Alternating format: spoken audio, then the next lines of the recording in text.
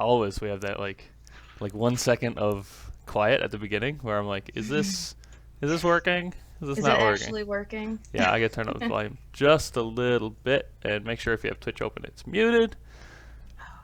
Hello, everybody, and welcome to another episode of the Hot and Nerdy Podcast. Episode number 4. We've been doing this for a solid month.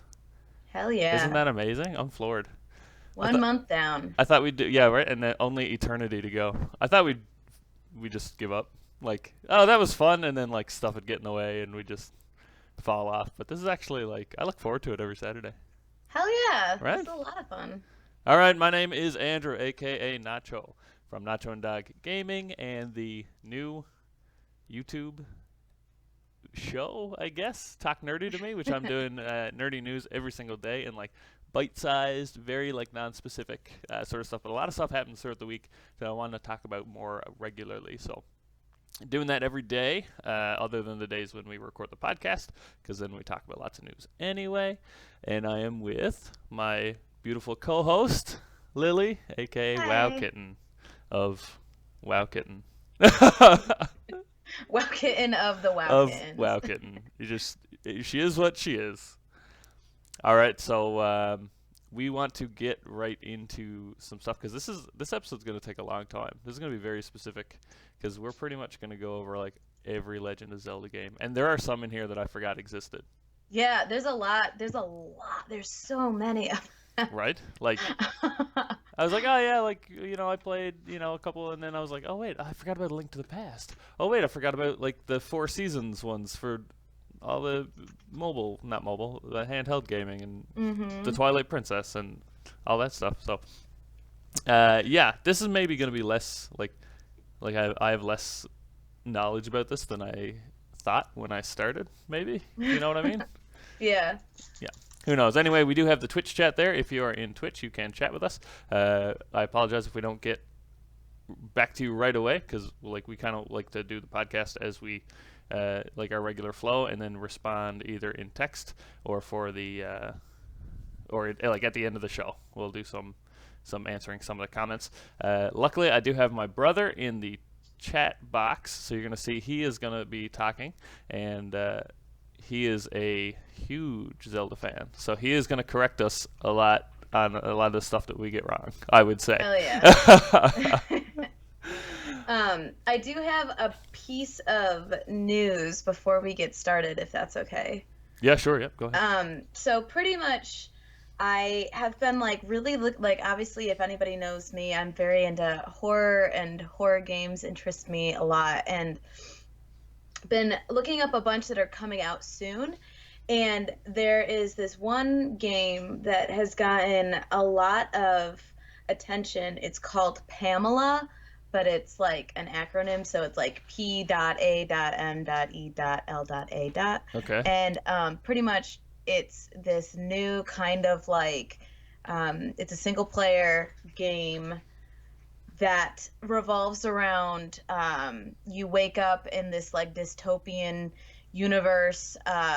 It's like the city's destroyed and everything's like you're all by yourself, like you don't really know what's going on, and pretty much you're just trying to like figure out what happened. And this UI artificial intelligence program called Pamela is supposed to help you out. Okay, so Pamela is not your character. No, Pamela is the AI that's helping you, kind of like a Cortana or something like that. Right. And it's got a release date of February 2017. And I know we're going to talk about March releases next podcast, but I figured since this one's coming out, what it says coming out in February 2017, might want to bring some attention to it. It looks really cool. It Okay, so don't Google Pamela because you just get pictures of Pamela Anderson like half naked, even with the dots in there. Okay, how about Pamela game? Okay, just keep going. But anyways, it sounds really cool because it's first person or a single, wow, yeah, a first person shooter single player game. But I thought it was really cool because I guess you have to like forage around for food because you can die from like Okay, so yeah, like survival horror dehydration. versus Yeah, it's like you can exhaust yourself and everything like that. So it's gonna be pretty intense, and there's not really too much that's like you don't like when you start the game, you don't know too much about it, and you kind of just get thrown right into it. So it Right. seems like it could potentially be a difficult game. I believe it's coming out only on PC. Would make Um, sense.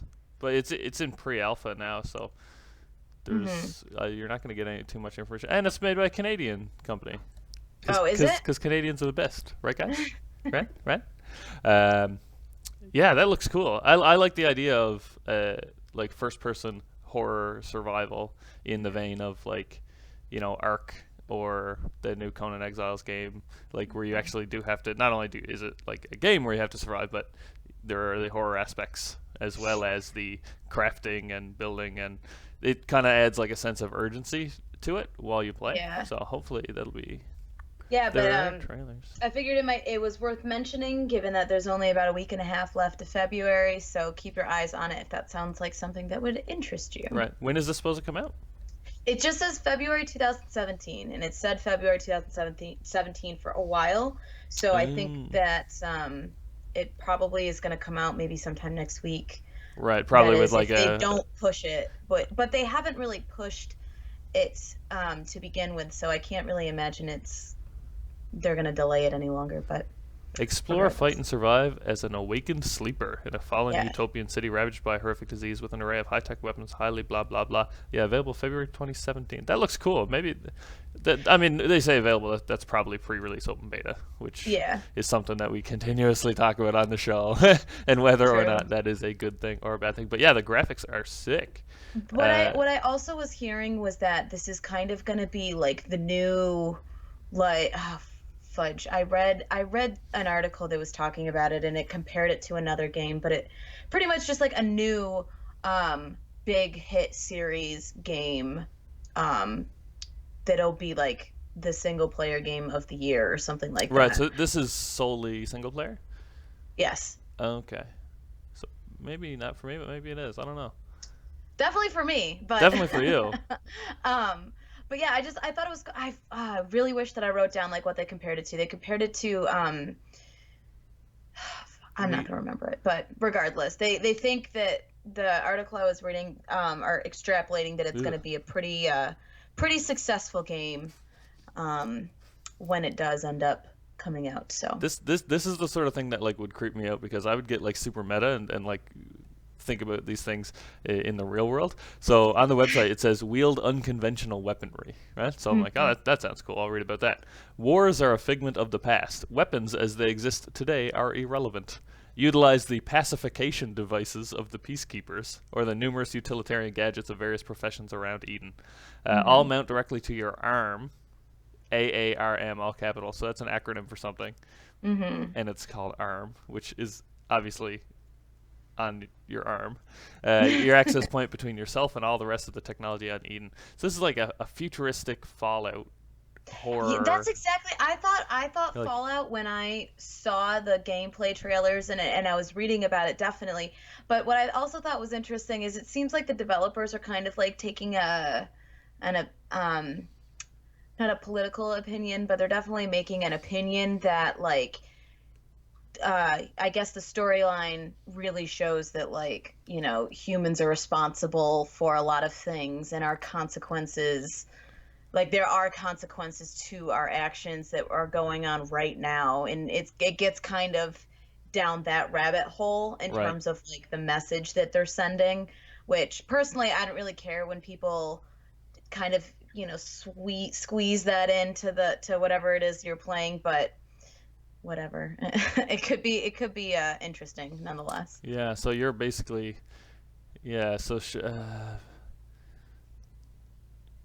yeah, so it's like zombies, but they're not zombies. They're like people that woke up in this city, and there's this disease that apparently you're not affected by. That's Yeah. cool. So that'll come out. Yeah, okay. Maybe it won't be pre-release then if it's a single player game. Well, like I said, just anyone who's listening, just keep your eye for the end of February for this one. It's available on Steam, and I don't think it's available for anything else. Pretty sure it's not available for anything else. So make sure you check that out. Cool. Sounds interesting. Yeah, it definitely sounds interesting. I'll be looking forward to maybe, I don't know. I'm not such a I didn't think I was such a single player person, but I've been playing some more single player games lately, and maybe I am. Maybe I'm getting back into it. Who knows? Definitely. I'll give it a shot. Also, I'll do anything. also on kind of like a tangent, I went to a comic book store today. Ooh, Um, what'd you I buy? got I got three comic books. My very first one's called The Grendel Tales, which I don't really know what they're about, but Grendel is one of my favorite books, so and Is they look it really like dark and spooky, so Grendel Comics? Is it like Grendel as in Beowulf or? it's called the Grendel, yeah, the Grendel Tales. I don't Okay. want to see, yeah, that's it. I don't want to see like too much about it, so I'm not gonna look on that screen. But Oh, okay. So yeah, you um, haven't read them yet.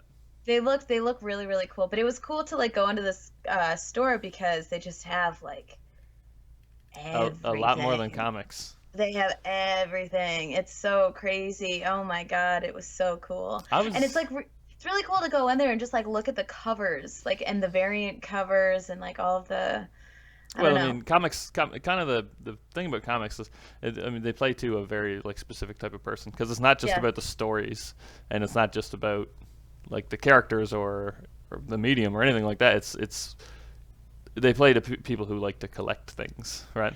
So Yeah. along with the comics go all the action figures and There are the you tons want of all the action variant figures. covers and all that Yeah. stuff. That's why I've never like I've got my comicsology and I read stuff on that mostly because in the first episode we talked about Rocket Raccoon and how I was Hmm. trying to get into one of those, and my brother was actually there when I bought those, and I was going to tell a story about that comic book store in a minute. Never went back. Never picked up Volume 3. Like, as I know it's not going to happen, right? So I would prefer like a trade paperback. I have quite a few of those because then it kind of puts it all together for you and you get to see all the variant covers. But I'm not a huge like collector like that. Like I don't have a lot of action figures. I have one Teenage Mutant Ninja Turtle action figure, and my brother bought it for me because he is like that collecting type of dude. See, it's funny because I would love to be able to do that and like collect as much as possible. I just have no space. Well, I have I'm the no same way. space. Like Ugh. everything in my not even going to get into the state of my life, but I don't have any drive to go out and buy that thing. And then once I have it, if I have to look at it all the time, I just be like, that was a waste of money. I could have used that money. Whereas if I waste money on other things like going to a movie, I don't feel like it's a waste of money because I don't have to look at it again after. Right? I don't need. This is the same reason I don't get a receipt when I go to a bar. Um, I Good don't point. don't need reminders of all the things that I spend so much money on. That's why I delete stuff out of my Steam account. Um, oh, also big shout out to Dr. Science. I don't know if he's listening now or if he's in the chat, but he gifted me like 10 Steam keys. Oh, that's Yeah, yesterday. awesome. So big thank you to him, and I'm gonna be playing some of those on stream. I would say depending on which ones. I didn't get into see exactly what games it is yet, but big thank you to him for that. Any more news? I did have my giveaway last week or this week, and it went very, very well. Yeah. We had two winners, and a lot of people came to hang out and whatever. So that Sweet. was So definitely was it like very just successful. two winners, or did you do like a consolation prize and a main prize?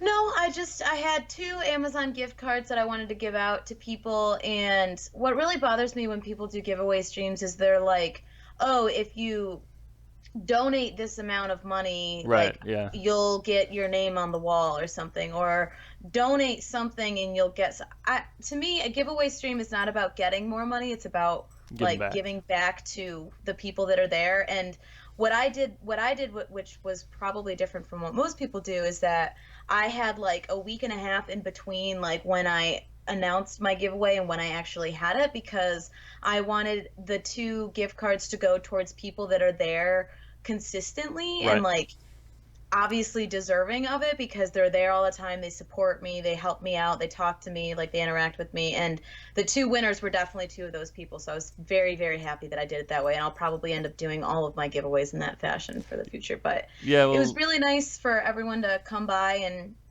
hang out. And we just hung out and had a lot of fun. Can't wait for the next one.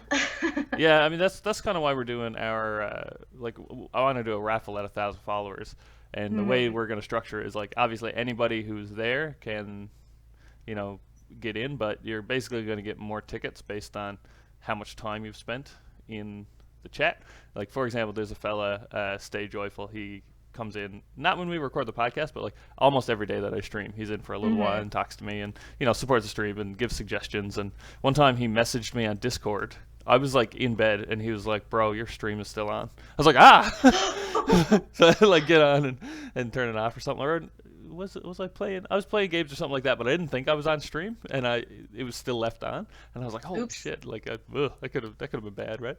Um, so like people like that, like those are the people that I really want to give back to. But you can't just say like, "Oh yeah, if you hang out my stream, I'll just give you stuff," because it's there's a purpose for those giveaway streams too. So yeah, we want to do like for so much time gives you like a ticket. And if you have more tickets, obviously it gives you better chances to win, but that doesn't mean that you're gonna win necessarily. So I want to give away a couple of things. But at 1,000 followers, I would like to do like a legitimate, like a real, like a good giveaway. Give away a T-shirt, give away a Amazon card, like maybe 5 prizes or something like that, right? Yeah. That way everybody has a good chance of getting stuff like that, because you see people do the giveaway streams like every weekend, right? And it's like, well, yeah, you get a lot of people in the door, but then they just leave because and they were only here to get something. Yeah, and it kind of seems like bribery. Like, here, I'm giving away something so that you'll come and be in my channel and or follow me, but never come back. Like, I'd rather have a ridiculously small channel with high viewer count as opposed to a huge channel with like. Well, yeah, exactly, because we've talked about this before. Both you and I, like, we're not competitive gamers. We stream to sit there and talk to people and try to entertain like these people and make a connection with them and form a relationship with your viewers. So now the caveat there is, if I had a sponsor that was giving me these things to give away, I'd do a giveaway every weekend, because then you can give back as much as you can to the community, right? So that's a little different, but I don't know. People are always gonna do stuff like that and try to like push it in their favor, even if it looks like you get more views, then maybe that is enough to draw other people in. Like, oh, this guy's really serious because he gives away a lot of stuff, right? So he must be making money, which means he's a good streamer, which means he's entertaining. So I'll watch him, right? Because all of it is very like in your head as to what is. There's 3 words that I keep in the back of my head all the time that, like, if I don't feel like streaming, or if I don't feel like doing a YouTube video, or I'm like, oh, editing this video is going to take 3 hours, like, there's a word in the back of my head that I need to, like, reaffirm myself that, like, what I'm doing will work, and that's ice road truckers. Because there are people that watch, like, there's a show on cable television that makes millions of dollars, and it is people driving trucks on ice. Yeah. It is ice road truckers. And, like, yeah, that's a dangerous job or whatever, but it's nothing. Like, people sit down and watch it, like, every week, like, religiously. And it's just people driving their truck. Just like our Twitch streams are just us playing video games. But, like, ice road truckers, it'll get you on stream every time. You're like, oh, yeah, obviously, ice road truckers. Also, where I'm from, there's it's called The Deadliest Catch. I don't know if you've ever seen that show. One of the boats is Newfoundlanders, and they live like maybe a 15-minute drive from where I live, or where I lived, or my hometown. And like, yeah, they made a pile of money, and it's just like, oh yeah, well, you just watch us go to work, It's so. Hell yeah, I would love people to pay me to watch me work. That's fucking amazing, right? Reality TV, like Twitch is just reality TV. Anyway, I digress. I feel like we have this conversation a lot. We do. We definitely do. Yeah. Okay. But yeah, no, in terms of me, that's all I got for this week so far. So we can dive in right whenever you're ready to. Oh, I did start a new Twitter. Reason being that because Dog takes care of the Instagram and the Twitter and all that stuff. But as I'm doing this new show on YouTube, like, I want to have my own Twitter feed full of certain things. Like, my brother sent me a link today. Oh, that's what I wanted to talk about, actually. So he sent me a link, and I was like, oh, or he sent me some information. I said, oh, what's your source? So I can, reference it. And he said, oh, this person is tweeting about it, right? And it's like, our Twitter has a lot of, like, maybe irrelevant people, not irrelevant people, that sounds bad, but, like, we're following a lot of people that we don't want necessarily to see the content from. Oh, I see what you're saying, yeah. But this one, I can only follow, like, the specific, like, and retweet to, like, specific things to people, and it's not just about having a Twitter channel, right? So that is at Nacho Twitch YT. Nacho Twitch YT. Twitch YT. Yeah. Got so it. Anybody can look at, and this is So there you go. Wow. So just setting up There my you Twitter are. hashtag my first tweet. Hello Twitter hashtag my first tweet. That was automatic. I Aw. did not put those out, but I guess that's what they do. So anybody who's listening can follow me at Nacho Twitch YT. The news that he sent me that I wanted to talk about was a little while ago. This YouTuber put out an unboxing video of like the first shipment of Nintendo Switches. Right? His name was Hip Hop the Robot, I think. I did a YouTube video on it 2 days ago, and basically in part of that video it showed like the menu systems and the initial setup and all this stuff. Well, it turns out that initial shipment of Switches were stolen. And he got it from a friend, and that friend bought it somewhere, but like maybe didn't understand the industry, so she bought it somewhere that like wasn't a game store, but she thought that it was legit or whatever, and like he reported it, he returned it, and I think Mike said there was some sort of money. I don't know if he's still watching, but maybe he can correct me.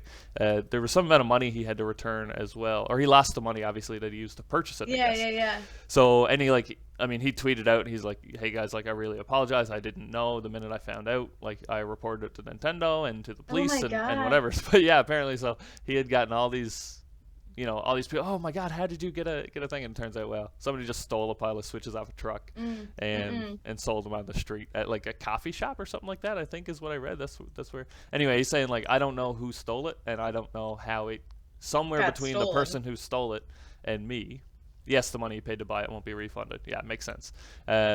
Somewhere between his friend and the person who stole it, there was something that seemed legit enough that makes like the supply chain feel legitimate anyway. So he felt super bad. It sucks that he had to return it because he had like one of the first Nintendo Switches, but anyway, it feels bad, man, but like also like good for you for like standing up and being like the good person, because a lot of people would just Probably return have just it. kept it or something. Or like, have you ever seen those videos? It's like the very first iPad comes out, so like the first guy in line buys it and then smashes it in front of everybody on YouTube, like for no reason. Have you ever seen those? No. There's a lot of unboxing videos where like everybody's in line to get like the first PS4 when the PS4 first came out, and the very first guy in line goes in, buys the PS4, goes out and smashes it with a sledgehammer in front of like thousands of people who've been waiting all night. And of course, like he bought two, and one of them was literally just for the unboxing video, but still, it's little absurd. So I'm happy that he didn't do that, because then he would have busted it. He wouldn't have a Switch. He would be involved in criminal activity and not be able to return it. It's like, I bought a stolen Switch and then I smashed it for YouTube views. Oh, so speaking of the Switch and kind of touching on what we touched about last week, was I saw the ad on Twitch for the Nintendo Switch, and I gotta say, I don't think it's a bad ad. I think it's a pretty good ad, to be honest with you. Because have you seen it? I think so. So there's one part where like there's 4 people playing in an auditorium, and then there's so what was the ad like? The ad that I'm talking about is it's this kid that it was not a kid. He's like a dude. He's like probably our age. He like we're all kids at heart. He gets out of bed and then like is playing in bed for a little bit, and then he gets up and like makes food and he's playing it, and then like he goes and sits down and like puts it in the thing on the TV, and then he sits down on the couch and plays it. Right. But it was like, I thought that was as simple as the ad is. There's nothing flashy. There's no like crazy music or like cuts or whatever. To me, it literally was just like, that's exactly what I would do with it. That is exactly what I would do. I would get up in the morning, grab it, play it in bed for a little bit, like, oh fuck, I'm hungry, like let me get up, go make some food, still playing it, and then like, okay, I ate my food, let me sit down and play it on the TV, because I've been playing it on this handheld thing all day. And like, I don't know, I just think that was such an ingenious ad to just show it the way that they know people are going to use it. And that to me, like I don't really want one, but after seeing that ad, I was like, now I kind of want one. I think some of the games look fun, like especially like some of the party games and stuff like that. And I do apologize to Mike, because he is gonna he sent me like 5 things about it that like I got wrong on one of my videos or something like that, and I never read them because I was driving this morning and I never went back because I was so tired. And just like every podcast so far, I'm super hungover. We had a cottage weekend, or the boys are still at the cottage now. Uh-huh. We had a keg. We went to my buddy's mom's, like their family cottage. There's like 6 of us, and we just like played cards and had a fire and had a barbecue and Oh, that all sounds that like stuff. so Like much fun. yeah, it was like a real like guys night sort of thing. But uh, I cut that short to come here to record the podcast. So like they're all Mhm. still down there, and I might go back after this, but also I don't know if I could find my way because it's like there's no cell phone service. There's nothing, right? Um, in the Dude, big, you should go back. I would totally go I back if I might, were but you. I might just say screw it and go see Lego Batman. So True, it's kind true, of very good point. it's a long way to go for one more night, and I don't know if I don't know if I could hit that keg again. I'm getting a little old for kegs. Okay, I'm almost 30. Yeah. It's getting there. In the big January trailer, they featured heavily one guy playing the Switch on the toilet. Yeah. So there you go. But I think, in my mind, and I've always said like, I wish I could work on commercials because Mhm. like I've got a lot of ideas that you can't do anything with. Like it's not an idea that I could do like a story on or a short story or anything like that. Like literally all I could do with these sorts of like very quick like little ideas is like make a commercial, right?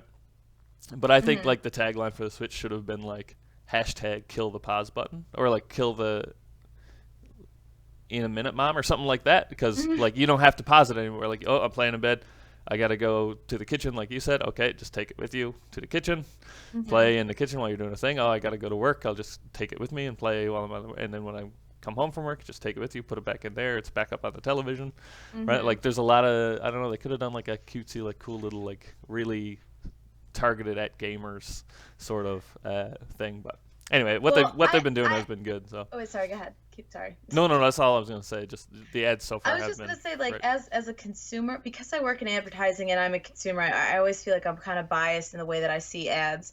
But like to me, since I know like the techniques that people use to try to get consumers to buy, Yeah, I immediately am just like, nah, fuck that. Just yeah, give right. it to me as raw and as plain and as simple as you possibly can, and that's gonna make me want to buy it. Like you literally, like they could advertise water, and they could show like someone that's super thirsty and then drinking a glass of water, and that's gonna make me get up and go get a glass of water. Yeah, that's Like true. it's.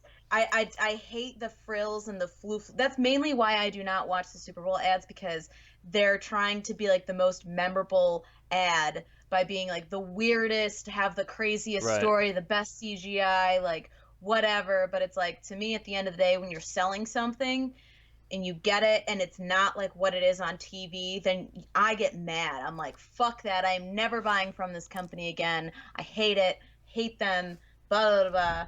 But Well, it's like if you just get it in a simple format, the way that it's advertised, then I'm super, super for that. All happy and there's jazz a hands. lot of advertising gimmicks, like crazy, even to Yeah. the point of like the colors that they use in commercials to Oh sell yeah. certain things or other things. But you're kind of like I am in that. Remember we talked about Star Wars Rogue One.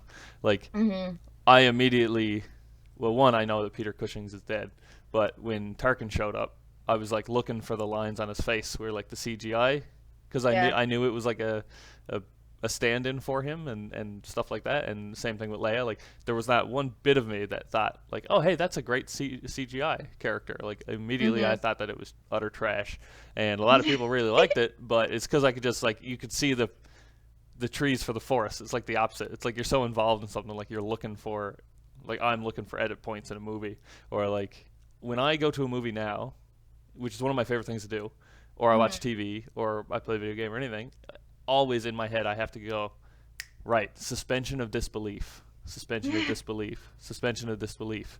Because I'm going why does that why didn't they do this? Why didn't they do that? Now it's like There's a reason to it. yeah, there's a very good reason for it, Mhm. but uh, it's because it would make a bad movie if that never happened. Like it'd be a really boring movie if, Luke never found Obi-Wan Kenobi or Obi-Wan Kenobi never found Luke. It would just be a shit movie Mhm. about some droids that got rusty and then the Empire destroys the rebels. Like Everything. that would be Yeah. the whole movie.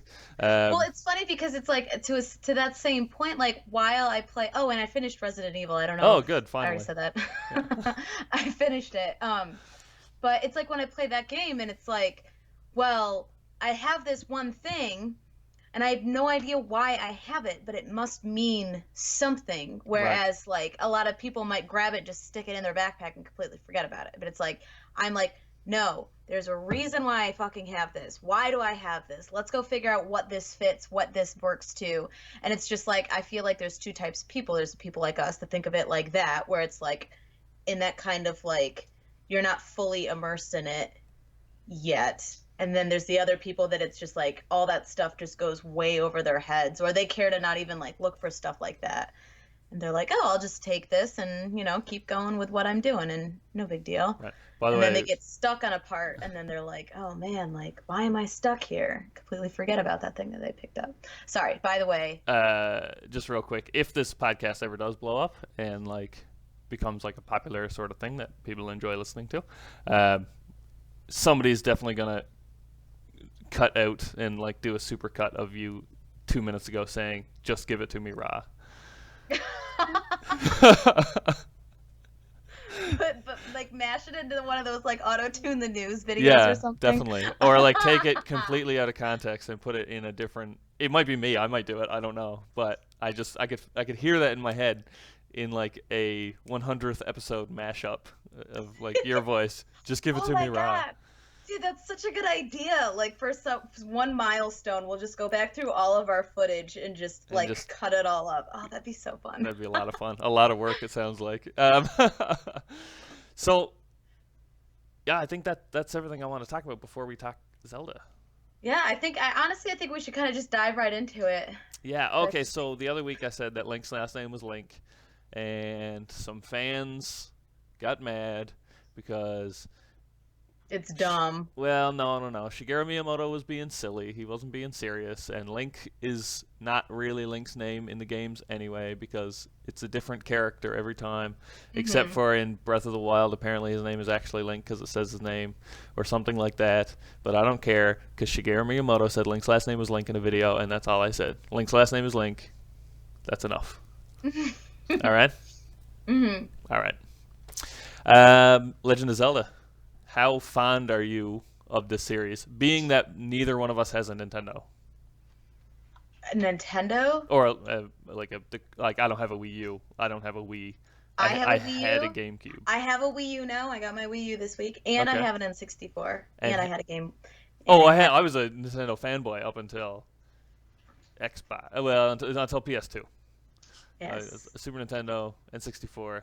PS2. My brother had a GameCube though. See, there's two of us, so we always had everything. Right? It was really like we literally always had everything. We had every console. We had most games, and we always had a second player, which was always nice. Yeah, see, my brother is just a year older than me, and he had everything, and then I had it was like a.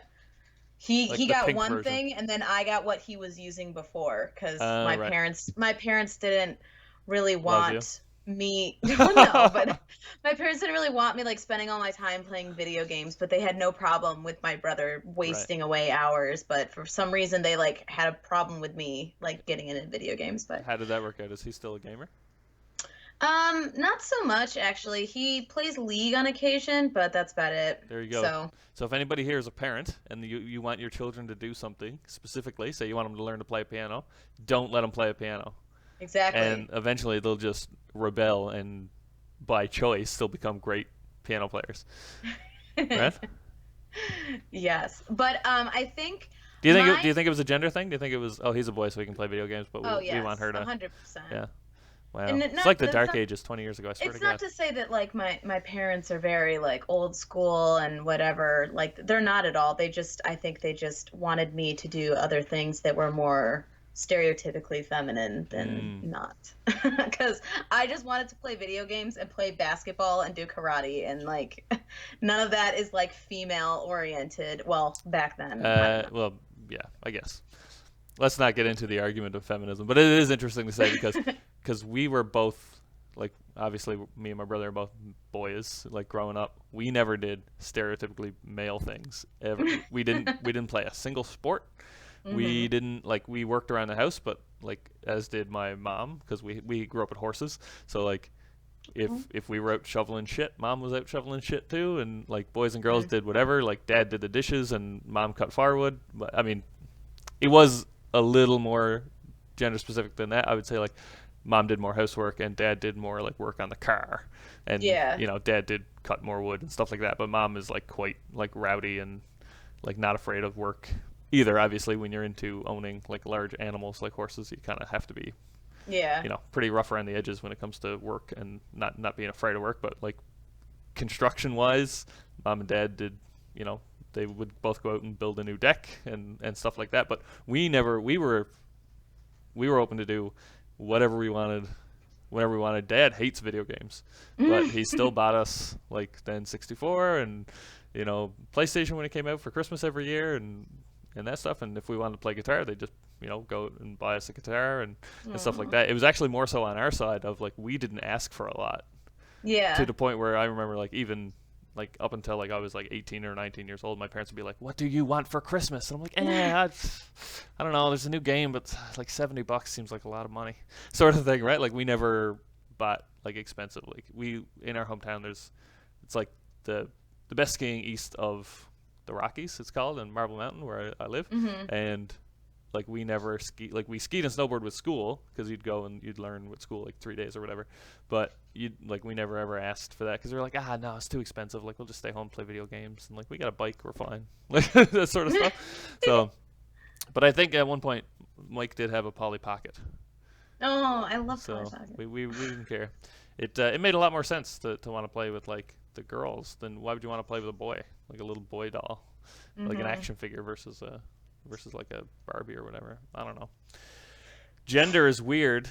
Let's Yeah. change the subject and talk about Yes. games Let's awkwardly again. just change that subject. Edit point. What I was gonna say is that my first experience with Zelda was Link's Awakening on the Game Boy, and I think I think that I played it on the original like brick Game Boy. Right. Although like the The memories original I'm brick the Game Boy. memories I'm having are just like they're blurring together, but I'm pretty sure I remember playing it on the big brick Game Boy. So I don't know when that would have been, but Hmm. That would have been late 90s, I want to say yeah, it probably. must have been I because want to I get was to a born game list. I Uh, was born in 91, so like it makes sense for me to be playing around 98, 99 probably was when it was. But yeah, that was my first experience with it, and I remember I was like so mad because my brother could get so far and I could barely get past like the first town. It right. was like I was so mad. And I'd be like, "Alex, how do I do this?" He'd be like, "I'm not telling you." I'd be like super mad. I'm look. 94, 93 is what your brother seems to be saying. Yeah, So so Link's Awakening 94 or 93. yeah, so I had it a little bit after that, but yeah, that was my first experience with the Zelda. I started with that, and then eventually we got the N64, went to Ocarina of Time, and then to Majora's Mask. Then after that, my next experience was with Twilight Princess, and that honestly was the last experience like I had. Like I haven't really played any other games, although we did just recently get Wind Waker for the Wii U. So You recently got Wind Waker. yes, well, I have it right now. I have it right here. I'll show you. That game is old by today's standards, I have this, and you're just gonna and play it then now. It's not I bad. also It's about also got this as well, the Twilight. Now, Twilight Twilight Princess Princess. is legit. Like I wasn't a big fan of Wind Waker, I like- but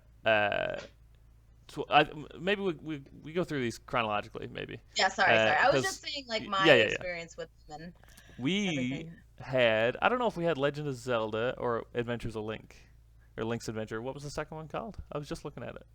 I don't even Um, know.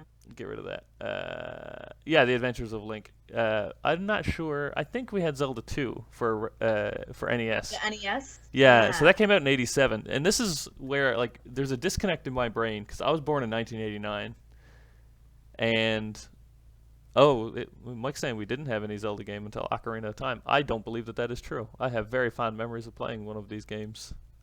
Yeah, we had Legend of Zelda. I'm certain we did. Uh, but playing it as a kid, again, I was born in '89, so the first Zelda game came out in '86. So it was 3 years old by the time I was born. Could you imagine now? Like, so if I remember playing it, and like I remember playing it where I remember playing it in my head, I had to be 6 or 7.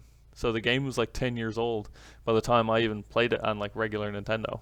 Oh, really? Yeah, like that would never happen now. Like try to give a kid uh, a 10-year-old game now. What game came out in 2007? That's like the original Halo. Wow, that's like wow. Yeah. So Vanilla give a WoW. kid vanilla WoW now. Actually, when you say it like that, it doesn't sound as bad as it does in my head because it's still World of Warcraft. We're still playing that. True. I think like original Halo probably came out. Didn't Mass Effect, like the first Mass Effect, come out in 2007? I don't know. Keep talking. List of game releases In 2007. in 2007. I want to Just- say, oh, WoW came out in 2004. I lied. Yeah. Twilight Princess was 2007. Halo 2001. Wow. Okay, your so yeah, you're about brother's, to like, on point. first. Sorry, Your brother's just like listed off all of the. How does he know all of these dates? he's on his computer. He's probably googling it. Okay. Yeah, the first Mass Effect. Well, you know what? 10 years ago wasn't that long ago. Bioshock. Yeah, it's Bioshock. Bioshock, Bioshock's a perfect example. Yeah, I would play Give the shit someone- out of the first Bioshock game if you gave it to Well, me but now. just imagine like giving someone the first Bioshock and being like, "Here you go, play this game." It would be great, but like the graphics held up from Bioshock 10 years ago, I think. Yeah. So, time keeps flying. I looked up me. The rest I knew. Oh wow. Boo. Oh, me as in Mass Effect. Yeah. Yeah, okay, maybe it's not as long ago as I thought it was, man.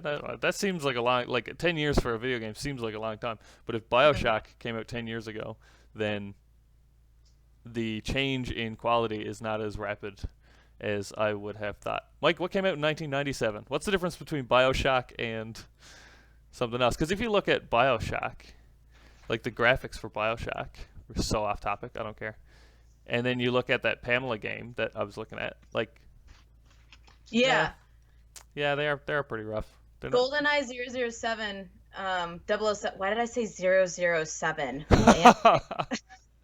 GoldenEye GoldenEye 007 with came out in James Boone. 97. Final Fantasy Final Fantasy 7 came out in 97. So look at Final Fantasy 7 graphics compared to Bioshock graphics. Diddy Kong Racing came out in 97. Yeah, Diddy Kong Racing to Bioshock. Quest 64, Final Fantasy 7. So I'm thinking actually the change in graphics is slowing down, not speeding up. Because the Yes, difference between okay, going 10 years. 1987, you had Legend of Zelda 2: The Adventures of Link, which Uh-huh. is like it's blocks, right? It's shit graphics. So you go from that in 87 to GoldenEye in 97. That is crazy. And then the difference between GoldenEye and BioShock is obviously crazy, but it's not like it's still 3D rendered. And then BioShock 2, like that Pamela game or World of Warcraft today, doesn't seem like that big of a jump. So are games actually slowing down, not speeding up?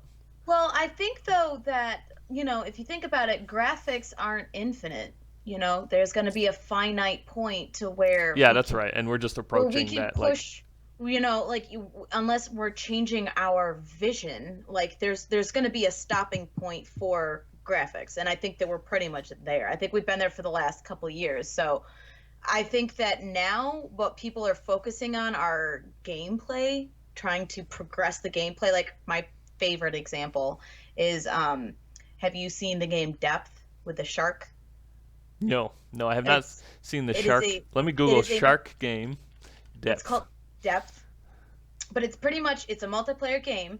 There are 4 scuba divers trying to get treasure, and there are 2 sharks, and you can either play as a scuba diver or a shark. What? It looks so cool. Oh my god! Why aren't we bad. playing this? I don't know. We should get it. It looks so fun. We could But it's stream like- that all day. Well, you should go on stream and check it. Some people do stream it sometimes, but like that type of game idea where you can be, and like the new Friday the 13th game is the same thing. You can play as Jason or you can play as the camp counselors. Right. Like it to me, like that is a wonderful move forward in like completely new multiplayer gameplay. But it's like I think that that's kind of where games are going, where it's like we're going to need to start thinking about like, okay, what kind of game would be fun to play? You know, we've got to get out of this multiplayer, single player, just the two modes. Like we've got to kind of expand them and see what we can do with them. And I think that's where games are going. And it's less Right. about the graphics than it is about like the gameplay. Yeah, look how cool that looks. That is friggin' cool. Look it up, guys. It's Depth, Depth, obviously.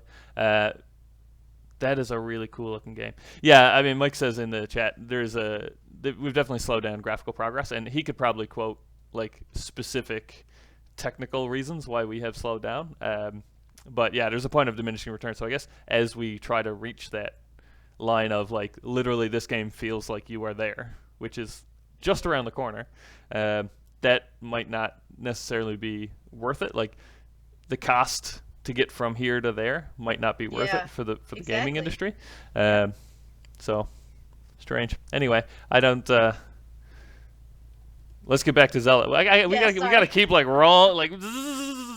keep reeling us in. Reel it back. Reel it back. Okay, so you never had an NES. You never played Legend of Zelda. Have you ever gone back and played Legend of Zelda or Legend of Zelda: Link's Adventure? No, Or I the Adventure of honestly I have never owned an NES and I have no real desire to own one, so I probably never will go that far back. I almost purchased an NES last month from Oh a yeah. local store, and but because they were like done in like artwork, and I was Uh, like, are they all like for sale? And he's like, a lot of them don't work. He's like, apparently people just sell them to him all the time, so he just gets local people to like sign them. Like he had one painted like the Star Trek insignia or oh, very cool. what's the word I'm looking for? My God. And then he got like a couple of like when Star Trek actors come for like the cons here, he'll get them to sign it. So he's like an Very, NES that has like the badge, and then it's signed like the communicator, right? And then it's signed by a pile of different Star Trek actors. The Starfleet insignia, thank there you you. go. My God, he should be on every stream. Yeah. Just want a quick shout out, Polyplays94 and Desmond2580. Thank you for the follows on Twitch. Hope you're enjoying the show. So never went back. Hey, you should, because this is like gaming history. This is like not knowing like the first president of the United States, because these games are like the first some of the first real like story driven video games where you have like choices and options of how you like Dude. play the game. Like you don't have to do it in a specific set order, and like there's a larger world map, which Yeah. probably not. Wow. Okay. So not only does Mike know what I'm talking about when I'm trying to ramble on about this Star Trek game or the Star Trek NES in the store, he was there. He remembers who had signed it. So Oh, it was very signed by cool. George Takei, and Denise Crosby, who was Tashiar and Sulu, not in that order. But so yeah, this Legend of Zelda was like the first kind of like larger world sort of game, or at least the first popular one, where you didn't have extremely linear gameplay. Whereas it came out in '86, so I'm pretty sure that's the same year that Super Mario Brothers came out, or Mario came out in '84. I'm sure I'm about to get corrected, and that is literally go right. Like if you had to write like an FAQ, or my God, you remember game FAQs? Yeah. Or like Yeah. if you had to write it came out in '85. So if you had to write a walkthrough for Mario, it would be go right, avoid obstacles. Like that would be it. But Legend of Zelda had like real like strategy, and you had to think about it, and like it was a legitimately game. It is often featured in the list of games considered the greatest or most influential, and is regarded as a spiritual forerunner of the role-playing video game genre, according to whoever completely wrote agree this with thing on that. Wikipedia, right? Yeah. So if you've never gone back, man, go back, because it holds up. That's the thing. A lot of these games are not going to hold up if you go back and play them. As we continue, I think this is kind of going to be like a recurring show where we talk about like a full game series Hmm. and this game holds up. It is still fun if you play it today. Oh, Right? hell yeah. Hell yes. And Legend of Zelda 2 is pretty similar, and in the gameplay and stuff. The only difference I think really is like the towns. You can go into towns and Hmm. like there's this weird side-scrolling thing where it's like very difficult to talk to the townspeople. That one I remember as a child playing. So I don't know if we didn't have it, then I must have had a friend who had it because I remember being so frustrated with trying to actually like learn. And it had a world map, like an actual a Hmm. world map where you go place to place. That one I've never beaten Zelda 2. I do not believe This is really embarrassing. because you've never played it. I've no, I've never beat a Zelda game. Any Zelda game? No. Okay. I think have been so long ago. I'm confusing these two in my head. Zelda 2 is Yeah. wildly different. Combat is side scrolling. There's magic and HP and level ups. I knew there was level ups, but I don't recall all that stuff. There's Zelda and Enchanted Sleep. I'm looking at images here. Okay, so maybe this is the title of this episode should be Things Are Not As You Remember Them. Yeah. Uh and then Link to the Past. So everybody knows Link to the Past. That was like a Yeah. huge jump in quality and See, graphics. now I can't remember if I had Link's Awakening or Link to the Past. I can't remember which one it was. Well, Game Boy was Link's Awakening, Oh, then that's what it right? was. Link to the Past was for SNES. Oh, Uh, okay. They all sound the same. they're Link yeah, Awakening. they're. I wonder if I could rattle off all. I definitely can't rattle You off should all the actually, if games. you're on Wikipedia, they should Yeah. have like a chronological order Oh of yeah, it's right what here. it is. Why don't you just like read off what the order is like in the years they were Well, it's here: released? Legend of Zelda: Adventures of Link, Link to the Past, Link's Awakening, then Ocarina of Time. So Link's Awakening and A Link to the Past were like very similar gameplay, if I'm right. Yeah, top down. Obviously, one was a lot smaller than the other. So you did have Link's Awakening Yeah. for Game Boy. Yes. There's an actual timeline on that page. Scroll up. I love how Mike knows what the Wikipedia page for Legend of Zelda looks like. I know He's there's like probably a got history here, but I'd rather just have this list right here and go into each one individually. Yeah. And when you played A Link to the Past, was that like did that like awaken you to the series or It did. Yes, because I'm pretty sure, like, whenever my parents would get my brother a game or something, they would just go into the store and be like, I have a 10-year-old boy that right? plays Game Boy. What are the biggest selling games right now? And the store person would be like, this, and this. And then they would just buy all of those. And Right. then I think that would that's be how that. a lot of people's parents did it.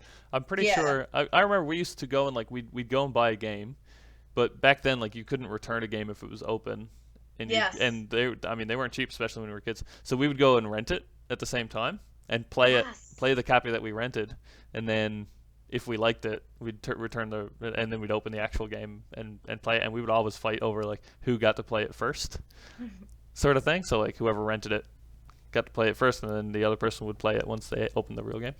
But See, I think it's that's pretty common. Yeah, I'd say a lot of people got a Zelda game because of their parents went, "Hey, what's popular right now? and yeah. This thing."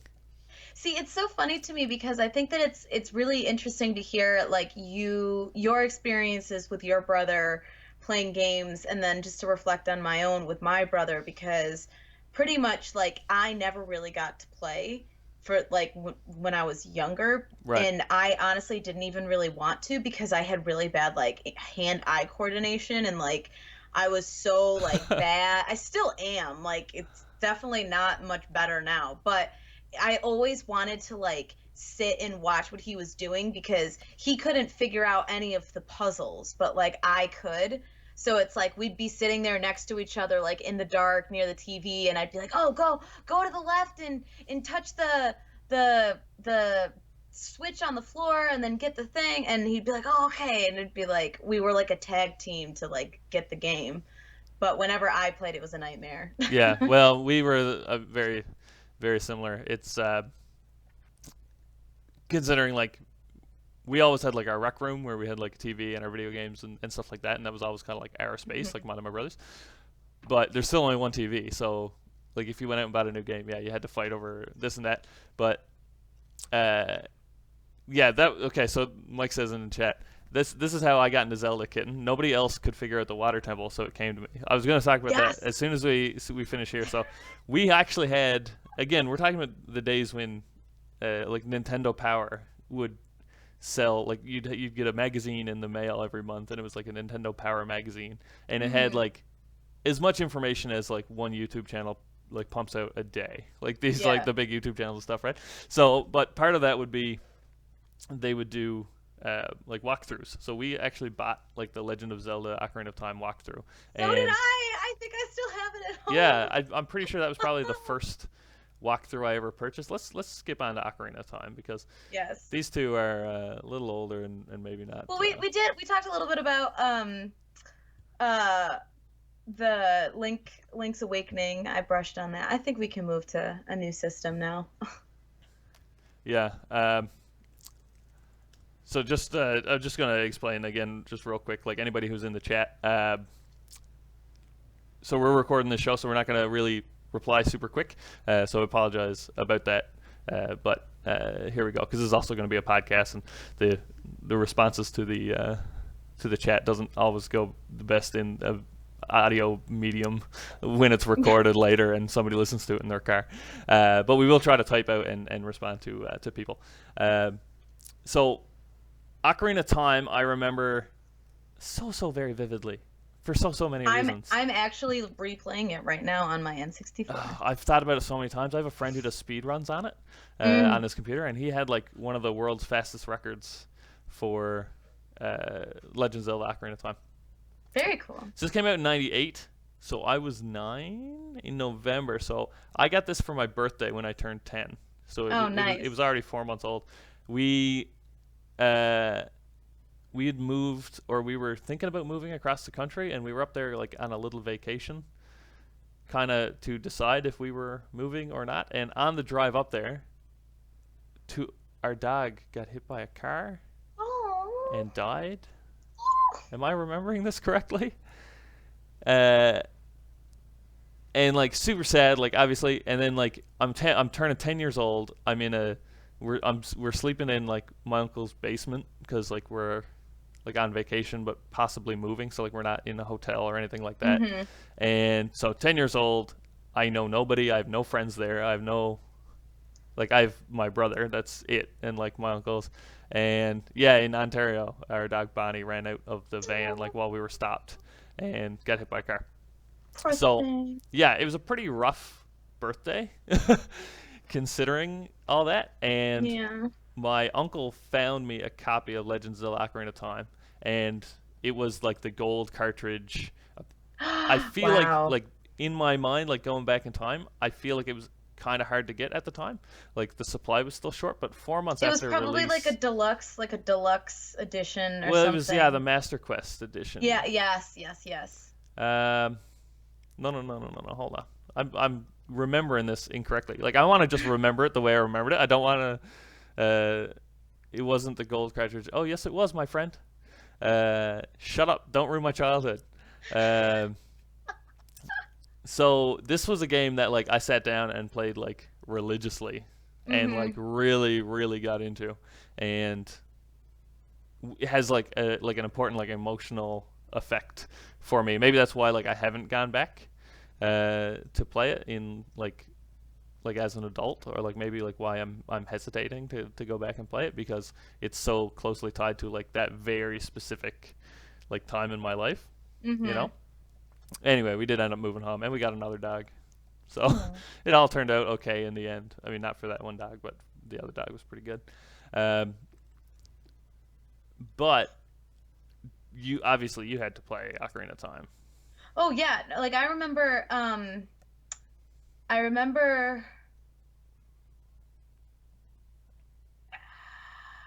I don't remember when it was, but I remember it was the fall when we got it, which Right. my brother's born in February, I'm born in April, so obviously it wasn't like for a birthday or anything. So it might have been like the game came out and my parents knew that we liked the Game Boy game so much that they decided to get us the N64 version. I don't know, or I don't really remember other than that. But I remember we got it and then immediately went to go get the walkthrough, and my brother and I had never gotten along. We were very, like, you're very stereotypical, like, brother sister, because we're only a year apart, like, Right. bickered a lot, hated each other, like, whatever. But when it came to this game, like, he would wait for me to, like, get out of school and, like, get my homework done. Oh, And, like, really? he would wait for me so that, like, I could sit there and, like, help him play. And, like, um, at some point he like wanted to teach me how to play it to like on the N64 because I just knew how to play the Game Boy one.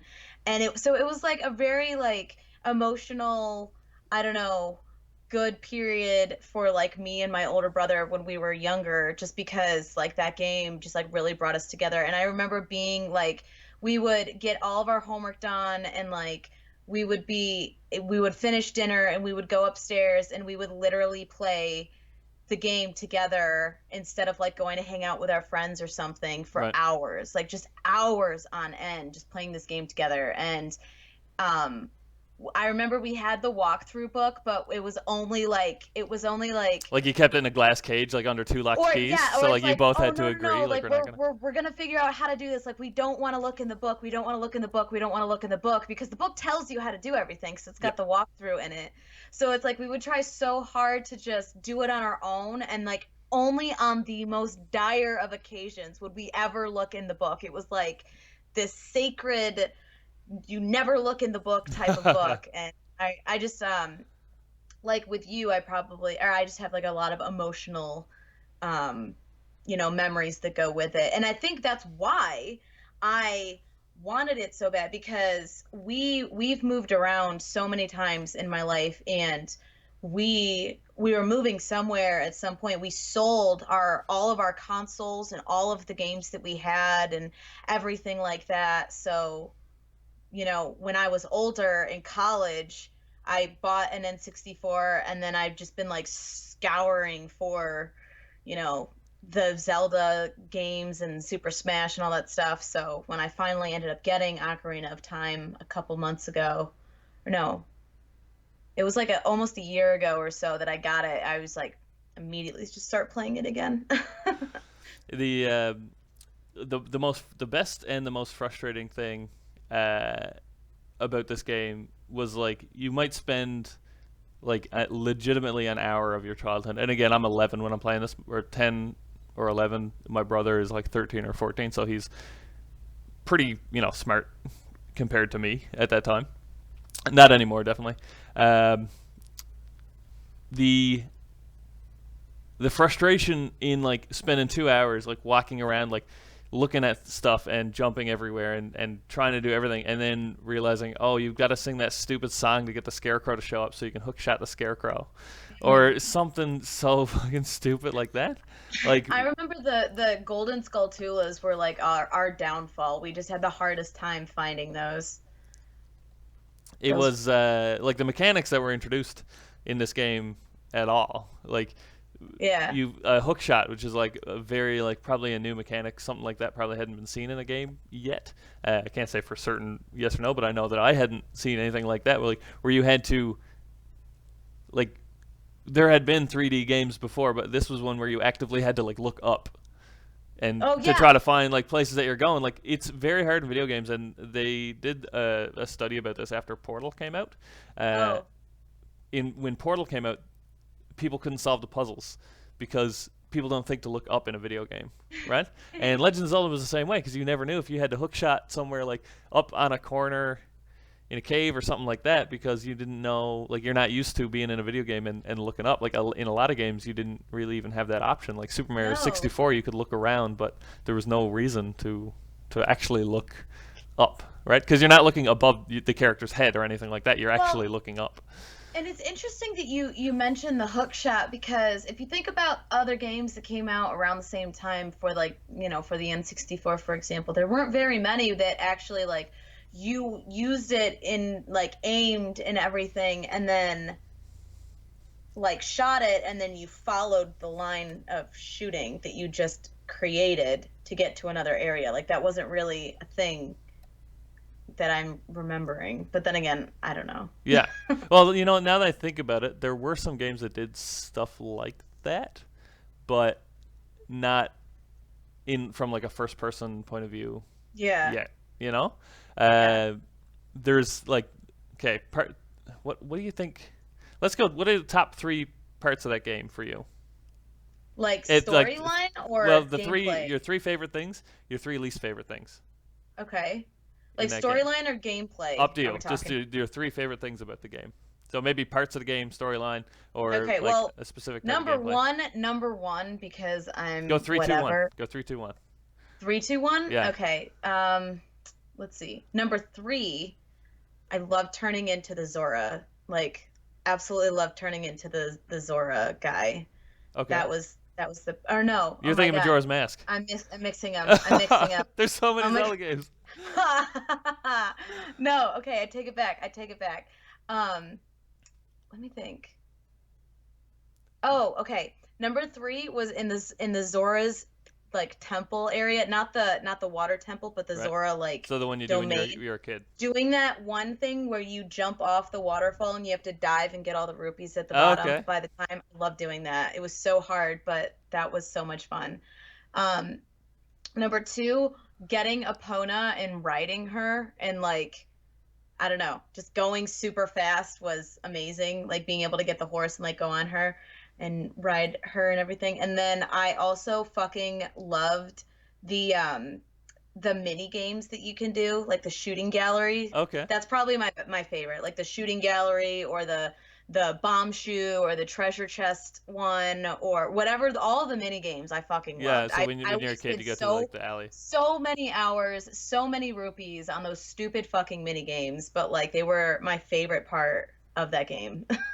I would probably go number three.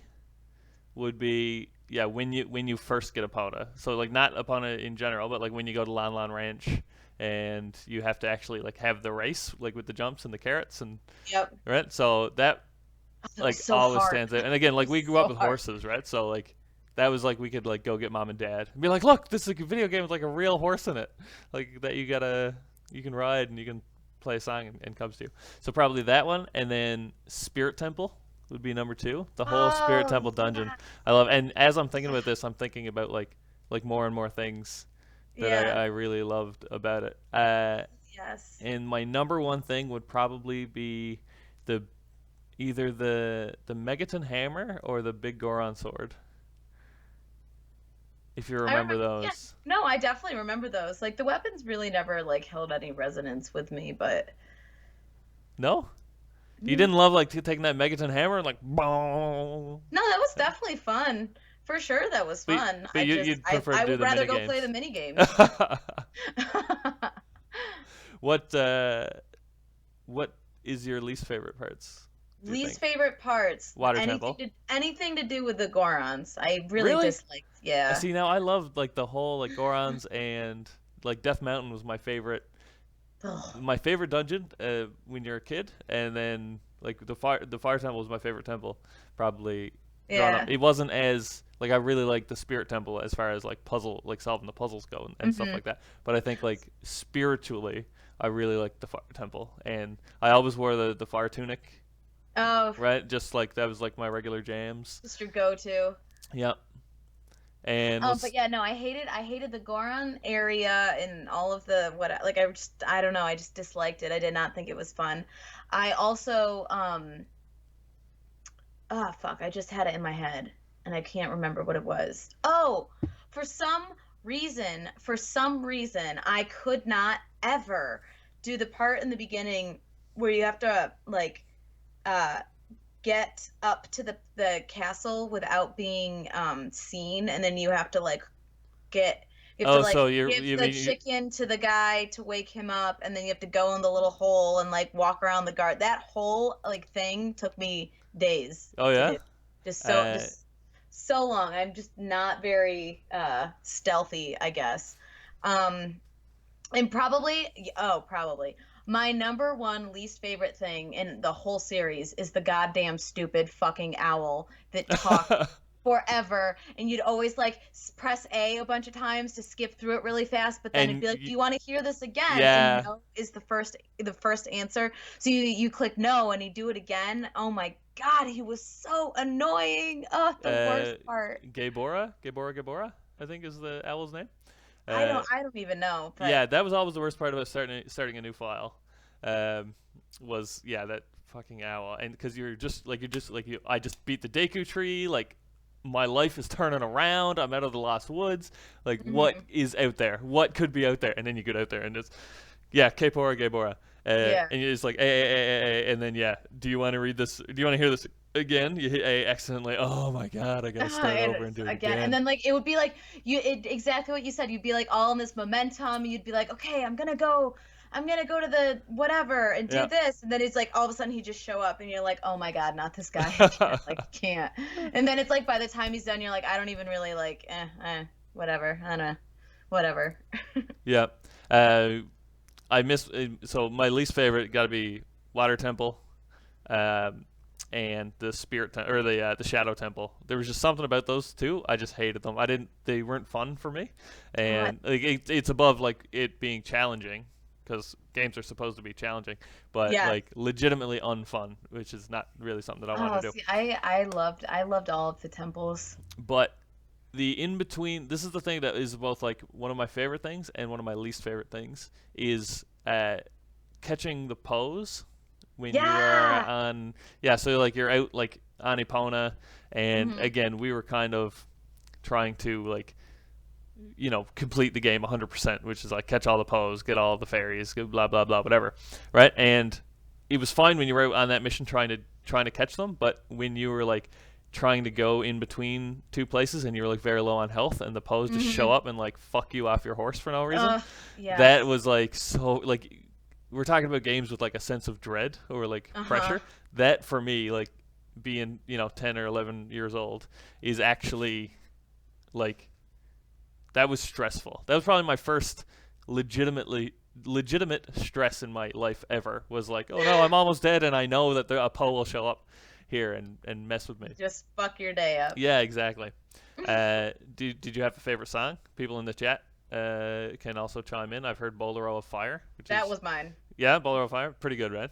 But it's still to this day. Again, I'm 27, so it's been like 12 years, 13, 14 years since like this actually ever done. Uh, I'll be like brushing my teeth in the morning, right? And I'll be like, Ugh, I hate that song. right? And it gets stuck in my I head. hate And that now song. everybody's listening. Also, it gets stuck in their head so much. So, and Jake is asking if we've ever completed the 3 heart challenge, which I assume is play through the game without picking up any heart containers. Ever I have ever had them. do anything? That's a Twitch stream right there. I think. That's a really good idea. Yeah, Yeah. right. Some of Hell those yeah. like old school challenges, I think, would be quite fun. Uh, I feel like it's like really actually not to whatever, but since I was so bad at the game, I barely knew where any of the heart pieces were. So I think like, I'd be you super are far almost along doing and like still the. only have like 5 hearts or something. And my brother's file would have like 2 rows of hearts Yeah, on right. I think 20 was it. 20 was the max. You got one every time you beat a boss. You Yeah. started with 3, so that's still only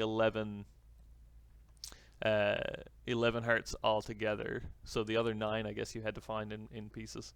Hmm. Uh, Definitely for me the best Zelda game going.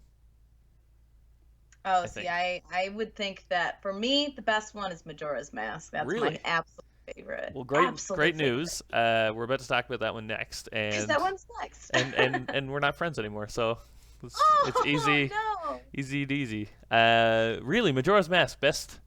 You Yeah. think that Majora's Mask is the best? Wow, I co-host a podcast with a woman who thinks that Majora's Mask was the best Legend of Zelda game. Okay. You have to tell me why you hate it so much then. If this is the reaction, because to me, Majora's Mask is Ocarina of Time, but better. It's the same thing, just with like more stuff to it that makes it better. Yeah, okay, So I'm I could give you curious to hear why you dislike it so much. that. because it wasn't Ocarina of Time? Is that a legitimate? I don't have a legitimate answer to that question. Well, but to me it was like the gameplay's like everything is the same. Literally everything is the same except the story and what you have to do is different. That was the only difference to me. And the whole like mask thing, Right. that was different. Yeah, maybe. When did this come out? This came out in 2000. Yeah. So I am now 11. So yeah, it was only a year after. Oh no, North America, October 26th, 2000. Yeah, so about a year after. Um, yeah, I don't know. For me, there was something about it that like it didn't stick. I think I got too frustrated with like the 3 day thing and like going back in time. Yeah, Give Her That Love says that you couldn't get into the whole time thing. I've this the same thing. Uh, it's like you do the exact same thing over and over and over again, almost 3 years after Ocarina of Time. I'm bad at math here today. I just read that. I was saying that I'm 97, 90. What? Ocarina of Time came out in 98, November. This came out in North America, October of 2000, so it's 2 years after. It was less than 2 years after you go by Japanese release.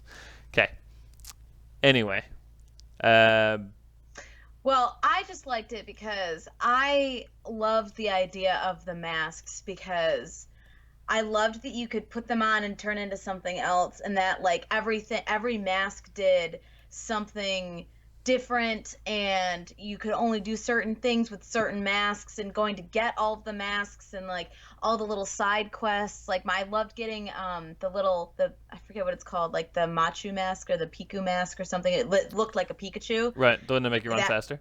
Or that was the yeah, rabbit ears? or the Kennen. Wasn't that the Kennen mask? I think it was Kennen. I don't know. I just remember the rabbit ears uh, from Legend of Zelda Ocarina of Time. Well, no, the Pikachu mask one, you gave to that like kid in the back alley or something. Keaton mask, not Kennen. I'm Yeah, there thinking you go. League of Legends. Keaton Um, mask, yeah. but I don't know.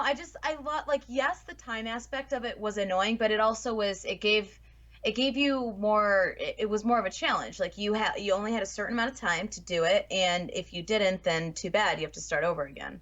And that was one of the things that I loved about classic gaming is that like or like older gaming is that like they didn't baby you like Yeah, they you didn't have hold your this hand like you have this and if you don't do it it's like whoops and like you you lose. had to save you had to remember to save all the time like there was no auto save really and um I don't know I just like everything about Majora's Mask just took everything that was awesome about Ocarina of Time and added more to it. Okay. So I'm being told now the rabbit ears in Ocarina of Time actually didn't do anything but beat the postman on delivery. So maybe, I guess if you wore them, it slowed the postman down a bit, but you didn't actually move faster. In Majora's Mask, they make you run faster. So Yeah. there's something here. Okay, so one of the Zora form of Link in Majora's Mask, he has he wears a weird belt around his neck that like Hmm. kind of makes me feel uncomfortable. Like Like it the looks like collar. a weird sex thing, and I'm not really all about that in my Legend of Zelda games. But yeah, I don't know what it was. I couldn't get into it at the time. Probably now, if I went back, I would appreciate it more because it does have more developed gameplay and it does have like a more challenging sort of thing, especially like if you want to collect all the masks. Hmm. And again, this comes back to like, are we completionists? You Yeah. are. I'm not. Like I want to be, but also I don't want to go through the work. It's like a college degree or something like that. Like it'd be nice to have one, but let's face it, I'm not going to do the work, right? So for me, But that game was more like that. So I like the story mode I did, but the other ones I didn't. Plus the Happy Mask salesman creeped me out. And pure terror. Who's the Kuala Lumpur guy? But Oh wait, was that game? You get the fierce deity mask if you complete it. Apparently, hmm Skull Kid. Cause wasn't there was a guy that like he was like an imp, and he had like balloons, and he floated up. He's in the map guy, yes, Tingle. His name was Tingle. Tingle. He That's what had I'm like talking about. the green suit with the red face and the red balloon. Yes. That was Tingle. Yeah. So that was friggin' weird. Well, okay, so it's funny that you mentioned this because I remember being a kid and playing it and thinking that it was whatever. But since I recently got my Wii U, I got Majora's Mask for my Wii U, which was the best thing I could have ever done because I can play in bed, I can Oh play on the yeah, that's couch, right. Yeah. I can play wherever I want to play, and it's amazing. I love it so much. But anyways, so I started playing Majora's Mask again actually like a couple days ago, and never realized how like creepy it is It's because super creepy. pretty much like all like the animations that go into like for the Deku mask, for example, like when he puts it on, he like is choking and then like can't breathe, and then he like looks up and his eyes are huge and like all bloodshot, and it's like pretty fucking terrifying. And then like when you finally get the mask off and you talk to the happy sail or the happy mask guy, he's pretty much just like, oh, don't worry about it. I Yeah. sealed all of the evil into the masks. But whenever you feel like being evil and like putting on a mask, you'll turn evil if you put the mask on. So it's like, even though they don't explicitly come out and like do anything with that piece of information in terms of like the lore, I guess you could say, like every time you put on a mask, you're harnessing an evil spirit and living out as the evil spirit would live out. And it was Yeah. like it like terrifying. Like what? And then there's just like so many like the Skull Kid is a sociopath. Like he is just absolutely horrifying and Yeah. has a horrible outlook on life and wants to kill everybody And because you're like, he's ostracized. And it's like when you're an adult and you look back on it, it's like, how was this a kid's game? well, not only that, It's it's so like, creepy. I mean, maybe it does like a good job of like being extremely like hyperbolic about Oh, bullying 100%. and stuff like that. But what was he? He was like a weird looking kid, right? That's all he was. Well, he was just And he went out and he found the he was mask. just like a weird looking. No, no, no. Well, like in the beginning, he was the fairy that is with you says like, oh Navi. well, I remember when we found him, his friends had stopped playing with him and they found him like shivering in the cold rain or something. So then the fairies went over to like warm him up, and then they started like hanging out together, and then he wanted to like hurt the happy mask guy and get a mask and steal from him, Okay. and then he got the Majora's mask and harnessed that evil, and then yeah, is terrifying. But it's like as a kid you don't pick up on any of that shit. It just all over your head. Had no idea. Right. So, oh, Skull Kid was in Ocarina of Time. Weird looking Yeah, kid who's he lonely, was. but the mask corrupted him. Okay. Yeah, because you actually get Tattle in. Yeah, I'm remembering this now. So in Majora's Mask, it wasn't Navi. That's actually why you went into the Lost Forest, wasn't it? Like Link was going to look for Navi because he says he's like Yeah. looking for an old friend or something like that. Yep. At the end, the Skull Kid notes that Link smells a lot like that fairy kid who taught me that song in the woods, suggesting he's the same Skull Kid from Ocarina of Time. But yeah, that is bonkers. Like that Mhm. whole story, and it is far too dark for. Well, actually, a lot of Legend of Zelda stuff is pretty dark. Well, and if you go on YouTube, there's a lot of videos that do like conspiracy theory, well, not conspiracy theories, but they like Yeah, red truthers. they pretty much make video game conspiracy theories think, and like they go into the idea of what is the story or what's the motivation behind the story and everything like that. And I saw one that was on Majora's Mask and how like he was in the woods looking for Navi, and then he just like decided to kill himself and turned, and then that's how the whole thing starts. Like he just like passed out, This is dies, and Link or then Skull Kid. no, Link, and then he like wakes up, and then the Skull Kid tries to whatever, like, but then that's like the whole story. So it's pretty much just like he's dead and he's in hell the whole time. Oh, Like that's what the weird. game is. It's That kind was like of. one I of the mean, things I was like, oh, that seems like a little bit of a stretch, but yeah. So again, I don't really remember a lot about playing this game. Maybe it's the sort of game that I should go back and play now as an adult. Best thing, worst thing about Majora's Mask. best things, worst things. Oh, well, I will say what I said before. I loved getting the masks and putting them on and turning into different things. Like I thought that was like one of the funnest parts in the world.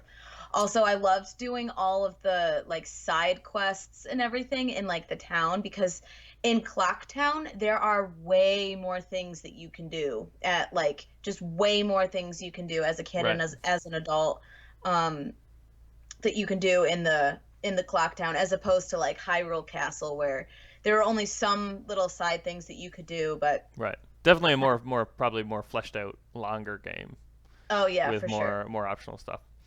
For sure. Um, Also, I absolutely loved my favorite part ever, forever and always will be the first this you so when you first start out, you go to the swamp and you do that whole like dungeon that's in it's not really a dungeon, but it is at the same time. But you go do this thing in the swamp where you're like a Deku scrub, and that dungeon or however whatever you want to call it as that was my absolute favorite thing because you're like this little Deku and you have to jump on the water and like get on the little flowers that shoot you up in the air. Like that whole first dungeon was just like absolutely phenomenal to me. Like that was so much fun. Oh my god, I can't wait till I get there.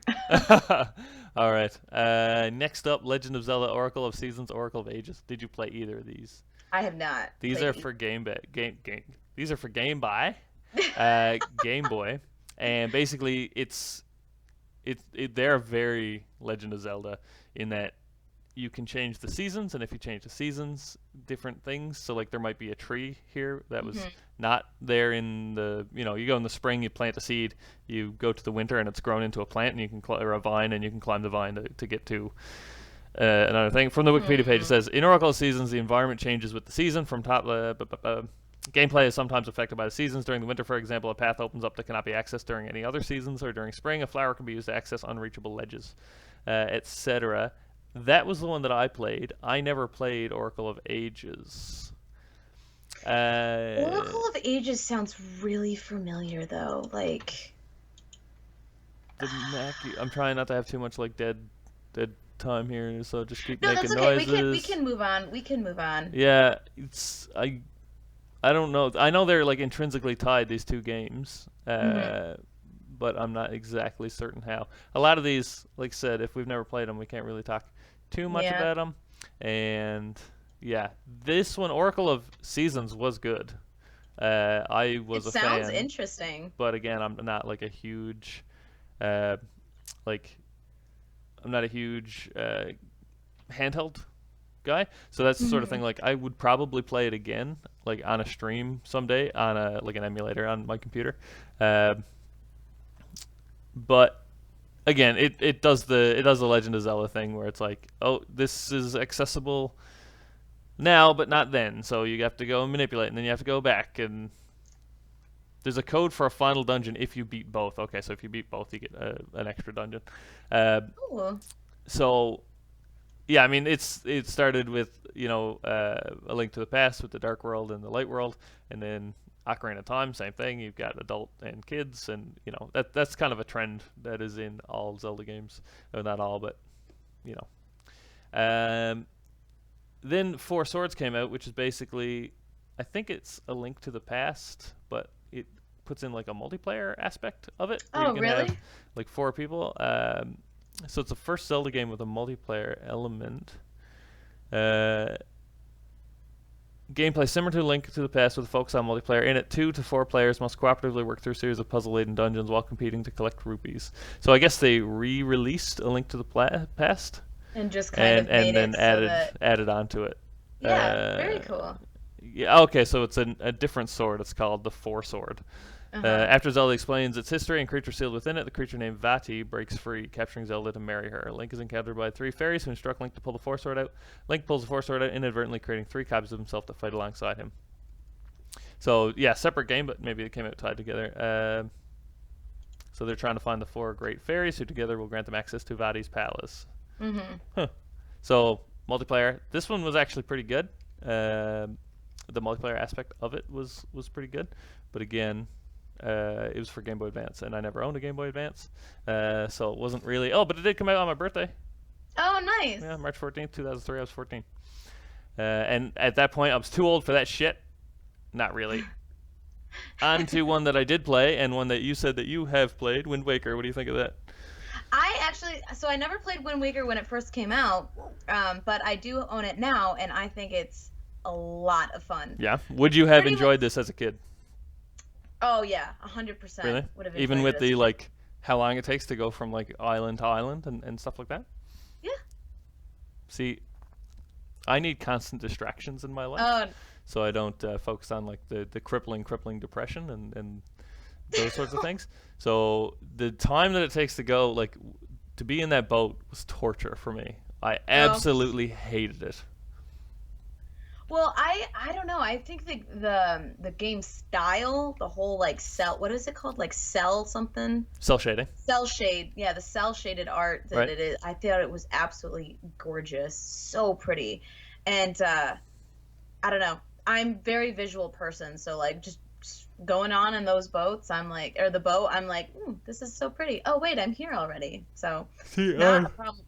Not a problem to me at all. I didn't. I don't like cell shading, um, and I couldn't get over it in this game. It did have good parts, but it Yeah. was it was very much rather like I would like to like sit down and watch my brother play it for a little while. Apparently, though the art style proved divisive among players, resulting in comparatively weak sales outside of Japan, the game received critical acclaim. It's now widely Well, considered to be one of the greatest games ever made. I think that as a kid playing this game, it probably was difficult because um it's to me in comparison to everything else that we've talked about, it is way more like slower paced. Right. Like it takes way longer to do something or to go somewhere or to talk to somebody. There's way more dialogue. There's farther spaces to go to. It's just like a slower game, Right. which I don't know if they intended to do that or if it like I don't know if that's just kind of how it came out. But to me, that's the biggest difference I noticed between that one and all of the predecessors. So the Wind Waker HD adds a swift sail that lets you sail much faster, a very welcome upgrade. So maybe if I went back now and played it Oh, with that's the that. one that I have. I have the Okay, HD. see, so you don't know. You don't know the original, the GameCube pain of how slow I that never boat owned a was. GameCube, so no. Exactly. You're in the dark about how slow this fucking boat is. All right. It is Um, still pretty like I'm not gonna lie, it still definitely takes like a good amount of time to get anywhere. I don't know if it's like a special sale you have to get, but like I don't know. It's I don't know if it's yeah. Uh, let's take a look real quick. It might be something that you can get later. Like the pick I up. remember in Ocarina of Time you get the Rumble pack, but Yes, you had to actually get the item that was like the it was like rumbly the item. yeah something. So you don't know. HD still starts the game with the same sale. You buy the upgrade in the auction house. Okay. So yeah, okay, you do know. I apologize. Um, yeah, so this one for me, it was kind of in that time. Came in 2003, so I was 14. I didn't have a GameCube. I was into some more like PS2 sort of games, Hmm. but probably yeah. If I went back, I would enjoy it more than I did at the time, which is a common comment. Hmm. Apparently, so do you know anything about like the various the various Legend of Zelda timelines? No. Okay, so I'm Uh, gonna continue and talk about the next couple of games, and while I'm doing that, hopefully Mike can give a real quick breakdown, like one paragraph that I can read to you in the chat about the various timelines. So like obviously we know that like Link is not the same Link in every game because it doesn't make any yes. sense. Yes. But like Yes. Yes. there are Yes. like three specific timelines. So like Twilight Princess happens in the future of when Link didn't go in the like when okay hold on when Ocarina of Time came out, it basically split the Legend of Zelda universe two ways. One where he did go into the future and stop Ganon and all that stuff, and then one where he stayed as a kid, right? Because that like when he jumped ahead those 7 years, there was a 7 year gap where Link didn't exist, but then he went back in time and he continued as a child, and that's where you go to Majora's Mask. So like Majora's Mask is chronologically after Ocarina of Ocarina of Time. Time, but it's not chronologically after the adult Link in Ocarina of Time because the adult Link didn't do Majora's Mask as a kid. He skipped those 7 years. Oh, sorry. Got it. Right? That makes sense, right? Yes, So he yes, yes, continued yes. to live his life in a world where Majora's Mask never happened. Yes. Right? Yep. So real quick, each Zelda game takes place in a timeline that splits after Ocarina of Time. Before that, Skyward Sword, Minish Cap, and the child parts of Ocarina are all in one unified time. Okay, so Yeah. there's pre-Ocarina of Time, and then 2 sets afterwards, and the games fall into one of those. The timeline debates disgust me. I like to believe it's just a retelling of the story, but different cultures. That could be it too. That's like that theory that Super Mario Brothers 3 it's like a stage production of Super Mario Brothers 1. Do you know that theory? I'm sorry. Sorry, I was reading something in chat. What did you say? So Super Mario Brothers 3, you know how like it opens up and there's like a red curtain and like all the props and stuff they look like they're like stapled to the wall or like Yeah. they're screwed to the wall and like if there's a platform it's like hung with like little like wires. Yeah. Well, there's a theory that that is actually like a dramatic retelling of the first Super Mario Brothers game. So it's like, Oh, yeah, and that's why like at the end of every stage you go off stage into like the blackness because you're actually like walking off the set of the theater. Yeah. interesting. Anyway, I digress. Wind Waker, best part, worst part. Obviously, worst part is the boat. Best part is the fact that I Artwork. didn't have to I play like it.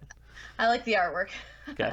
Now this is what I was thinking about. Legend of Zelda: Four Swords Adventures came out in 2005. This is the actual GameCube multiplayer Legend of Zelda. Oh, I see what you're saying. Okay, this is why I was confused. So, takes Link on an adventure to restore peace to Hyrule after learning that an evil counterpart of himself, Shadow Link, has been created. It's considered the 48th best game ever made for a Nintendo system by Nintendo Power. Is Nintendo Power still a thing? I do not know. I have no idea. But basically, it's very similar to what we talked about before. It's you can play 1 to 4 players, and you play in multiplayer. We pretty much already talked about it. We just didn't talk about the actual The correct one. the correct one. Yeah. Oh yeah, it's Legend of Zelda: Four Swords Adventures can be played on a Game Boy Advance, so it must be the same game, just on Game Boy Advance. Man, we should have put a lot more thought into this. Oh no, action takes place on a Game Boy Advance used by each player with a television screen showing a basic map and Tetra narrating the action. Single player mode is also available, which allows players to either collect alone or compete against Tingle. So yeah, you see the map on the TV, and then you can play on your Game Boy Advance with the link. Oh, I see what you're saying. Mm-hmm. GBA as a controller. Yeah. Is played on GameCube. Okay. Or is that only in a certain game mode?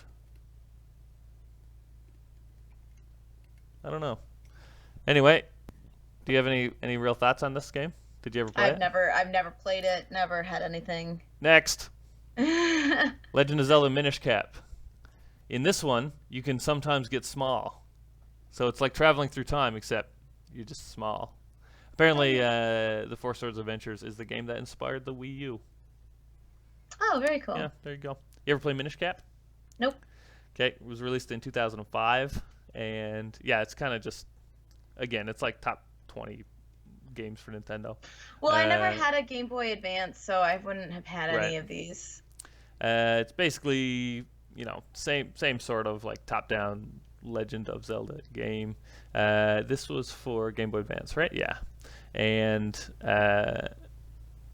you had Kinstones.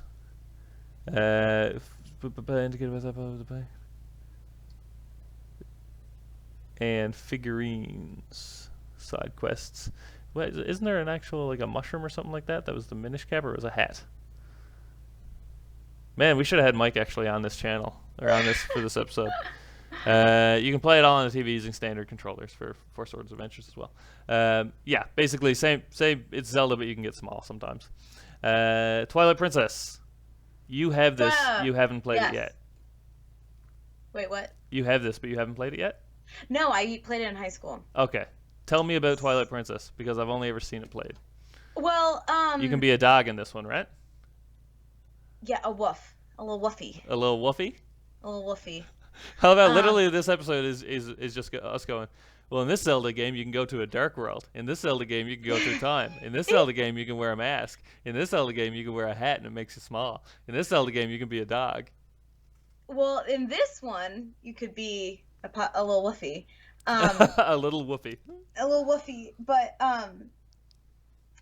uh I remember I had it in high school in probably a couple years after it came out, so maybe like 2007, maybe just like a year after it came out.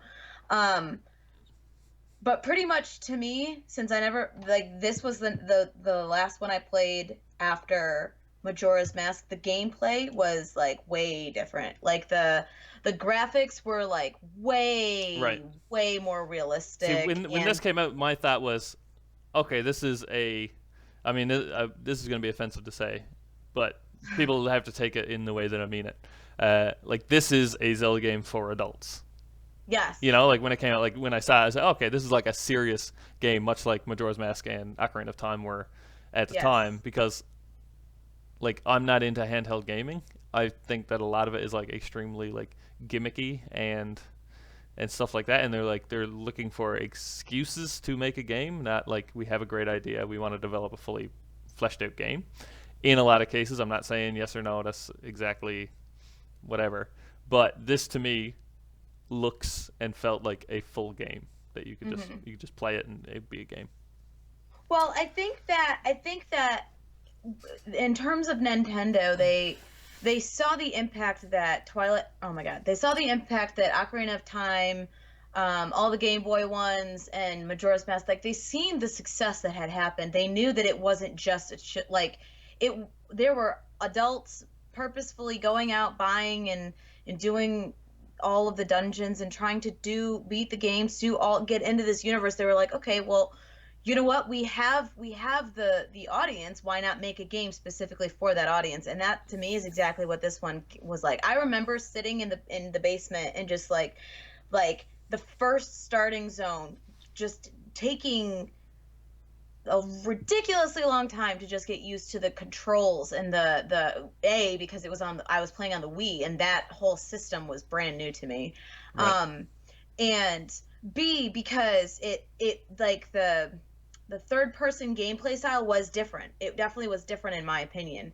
And the things that you had to do, there were obviously like some of the things were the same, like, you know, the Z targeting is obviously still the same and Okay. everything like that, and the way that you move and stuff, but there were also like different ways that like the camera would move that was a little bit disorienting that you'd have to like get used to. And it was just to me it was a very very large step from um the N64 versions the Oh, N64 Freudian slip version. there, Lily. What are you Yeah, trying to say?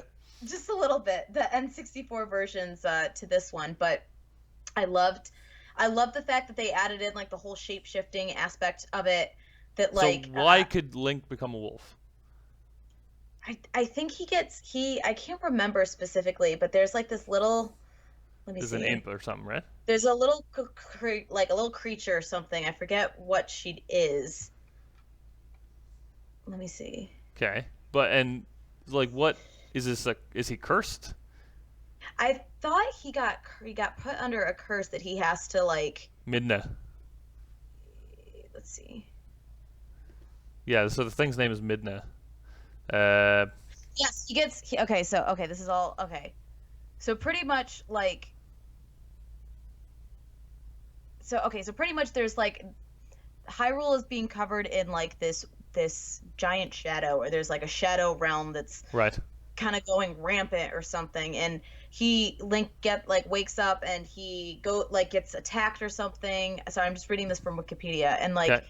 the imp creature that is just so fucking cute, she saves him and pretty much just tells him everything that's going on. Like, okay, Hyrule is getting taken over by, you know, this Twilight realm or whatever, and like you have to do it. And he gets some creature or something turns him into a wolf or something, or Okay.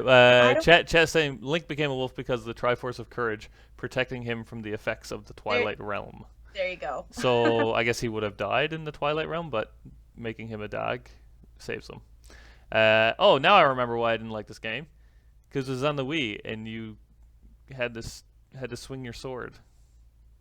Oh, I loved it though, because it was like a little.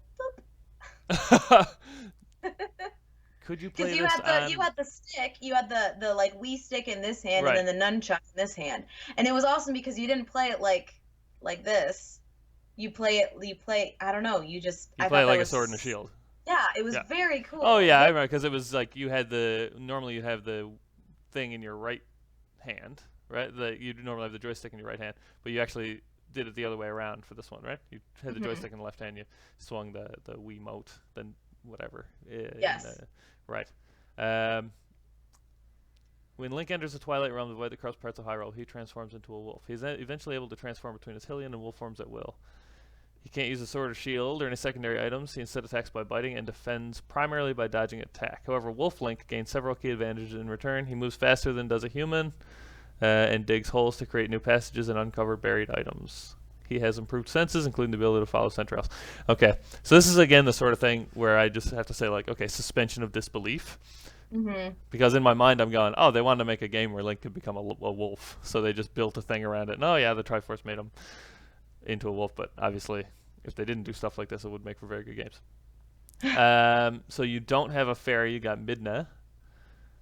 And is this very open world, or is it more linear? Like, are they getting increasingly like more open world as the games go I on? If I'm remembering correctly, like I said, I own Twilight Princess, but I haven't played it because I need the nunchuck and the like original Wiimote and everything. Right. So I'm just trying to, but I'm from what I'm thinking is that like it seemed more open world, but I think that might have just been graphically like because of the graphics. Right. Twilight Princess takes several I don't, centuries after Ocarina of Time and I Majora's don't Mask. Okay. Interesting stuff. know. That's one I But would like I mean, to. I I would like think to I go back guess and watch a gameplay of this. Maybe I should have done that before we started doing the podcast. Uh, I think the biggest thing though to point out is that like this was such a large step from anything that has ever really been done with the Zelda franchise before, in terms of the graphics and in terms of the wolf whole aspect of it. And that's why this one I feel like got so much like claim to fame right. because it was so different yet staying with the same movements and everything. All of that was pretty much the same still. At least at that for me, that's why I enjoyed it so much. Um, yeah. There are so many games that I legitimately just completely forgot. Legend of Zelda Phantom Hourglass. When we did this like when we said, okay, we'll do Legend of Zelda and we'll just talk about the game series. I was like, okay, so we'll talk like Zelda 1 and 2, we'll talk Link to the Past, Ocarina of Time, Majora's Mask, Twilight Princess, and now Breath of the Wild when it's about to come out. But there's like fucking Well, 30 see, Legend of for Zelda games I the forgot thing about. is that like, and I'm sure it's the same with you, is that after a certain point, like I never really was a handheld person myself either. So it's Right. like a lot of these are handhelds, and like I don't know, I really didn't play any of the handhelds, so I can't really speak to those. Yeah, me too. And like to me, Legend of Zelda, like when I think about it, it's like retro gaming. Same, Because I didn't play the exactly. handheld games, I didn't play Twilight Princess. Like I pretty much stopped at Wind Waker and I never got back into it. I do want to play Breath of the Wild, but I don't have a Nintendo, so I'm not gonna get into that either, right? Uh, Mhm. so Phantom Hourglass, it looks like Wind Waker. It's a It lot of does. water and islands and stuff, but I just did a quick search. It doesn't seem to be a direct sequel of that. Uh, 14th installment of the series. Man, so many games. Oh no, it is a sequel to 2002 GameCube title Wind Waker. Uh, but are you the same Link? I guess so. It's cell It looks shaded. like It it. looks a lot alike, but it's on DS instead of console. Maybe that's the it's a direct sequel. Okay, so same Link, but yeah, that's why the graphics are a little different, I guess, because Hmm. it's on DS. Never played it. Any interest in going back and playing the sequel to Wind Waker after you finish Wind Waker? Like I said, I'm not a handheld girl. I really just don't like playing handheld games, so probably not. I Yeah, probably will go back and play it. I always hurts my neck. I always end up like bent over too much. It's impossible for you to get in a comfortable position. Yeah, Like play it. It's so ridiculous. All right.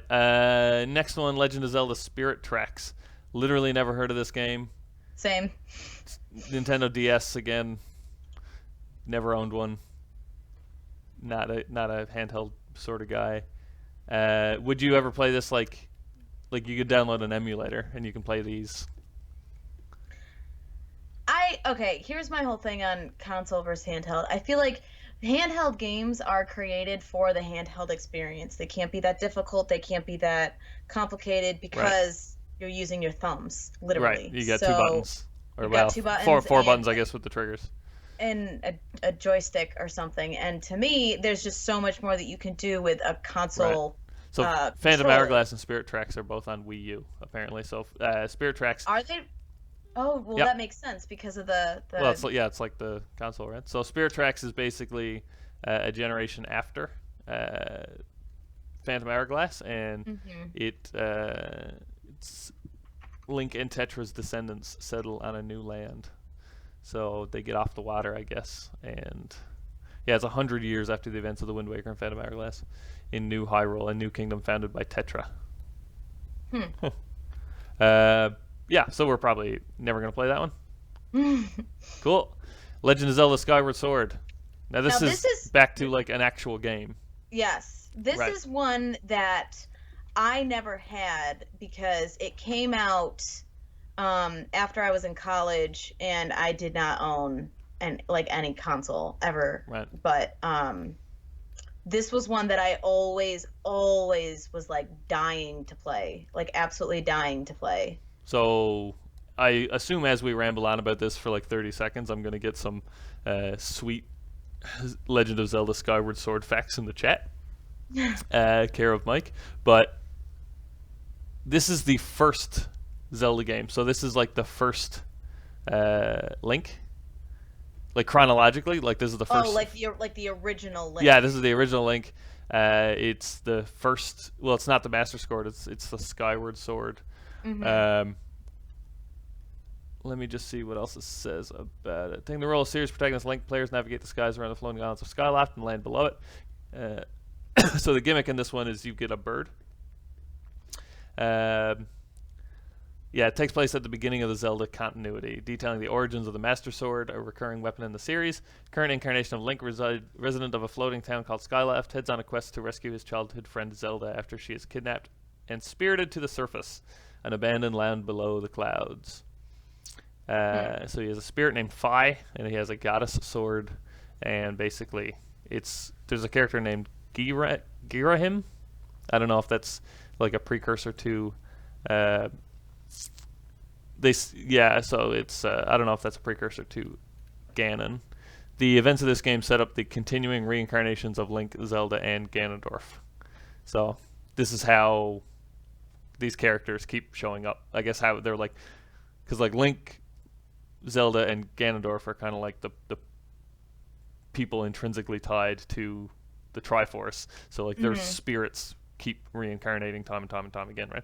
So it's I would like to see them come out and say, like, in all these games, their names aren't always Zelda, Link, and Ganon, but those are the names that we give them to identify that they are the same people over and over. Or not the same people, but like the same reincarnations, right? Yes. So feedback of the game later influenced the development of the next entry for home consoles, Breath of the Wild. Okay. So that's... Oh, no, wait. We forgot A Link Between Worlds. So 3DS again. This is like a weird Paper Mario sort of one, I think. You can merge onto walls and go into like a 2D sort of thing. It's very Paper Mario. It's Paper Mario with Legend of Zelda characters. Next, Triforce Heroes. So this is a cooperative action-adventure game which 3 players control differently colored versions of the series protagonist Link. So it's 4 sword adventures, but there's 3 instead of 4. And it looks like A Link Between Worlds. So, Breath of the Wild.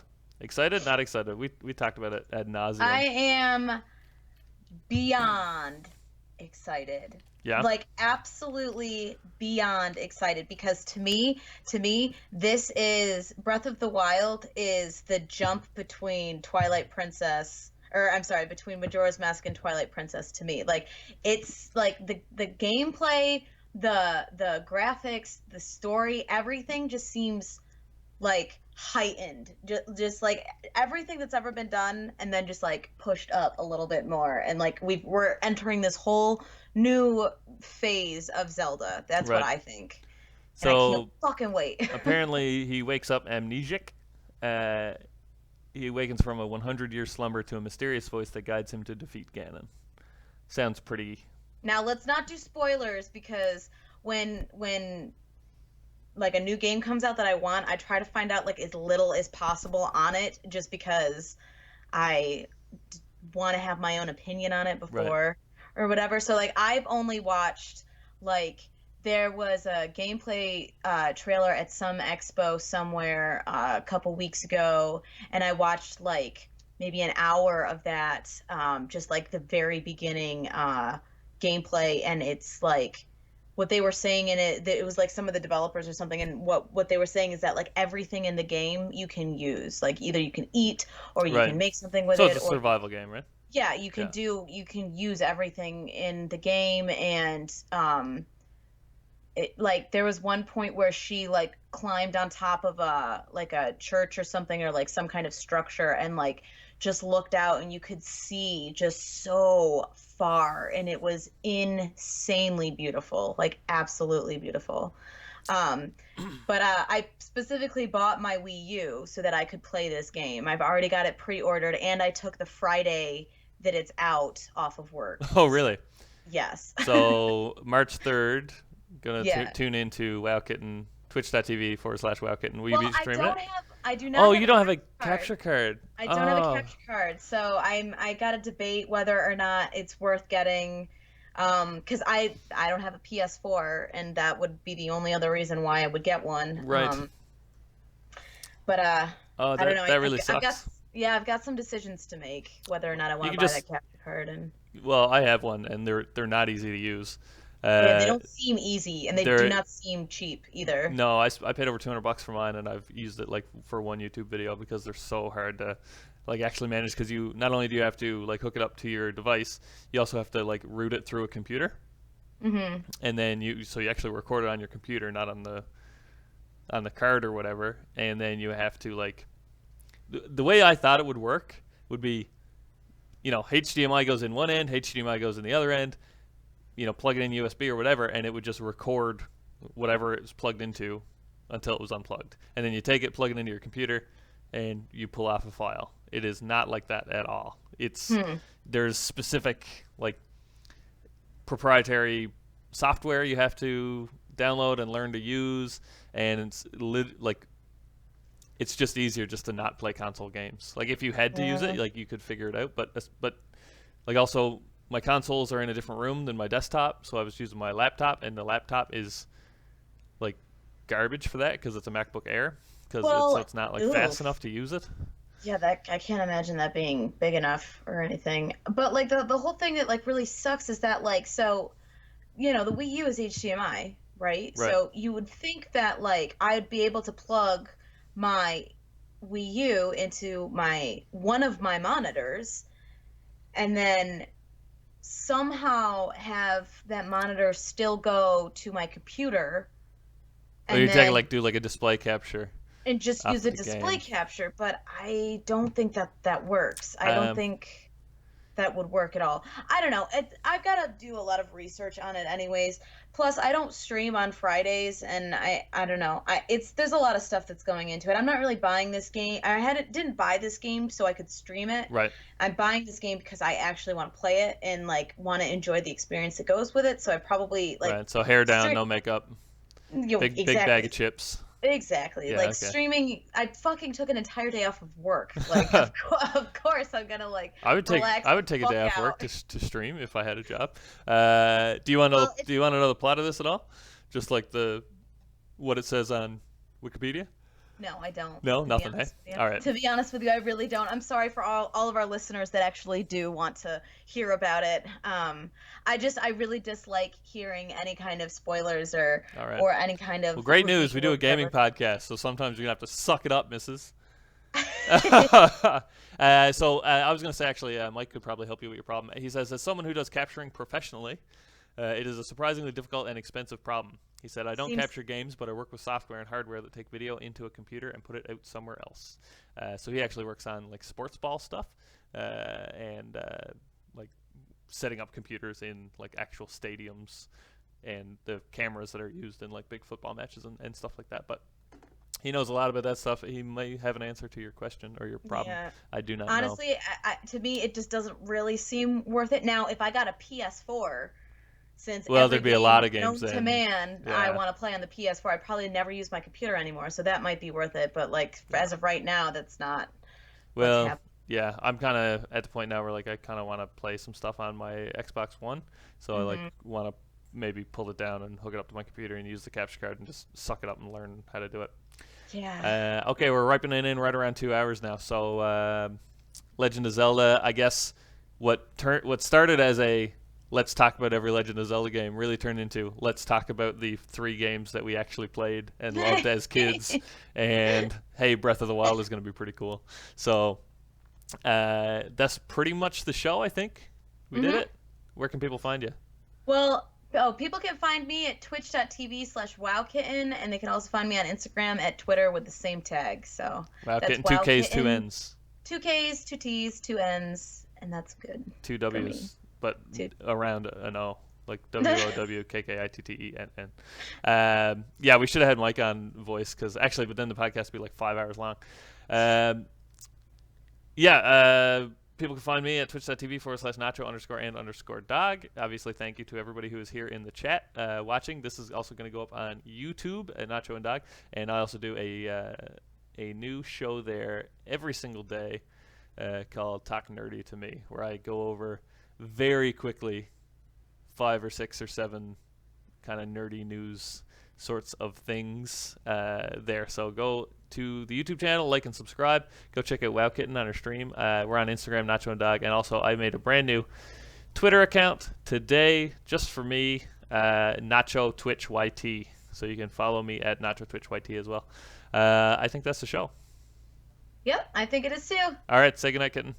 All right, guys, thanks so much for tuning in, and we will see you next week. Bye.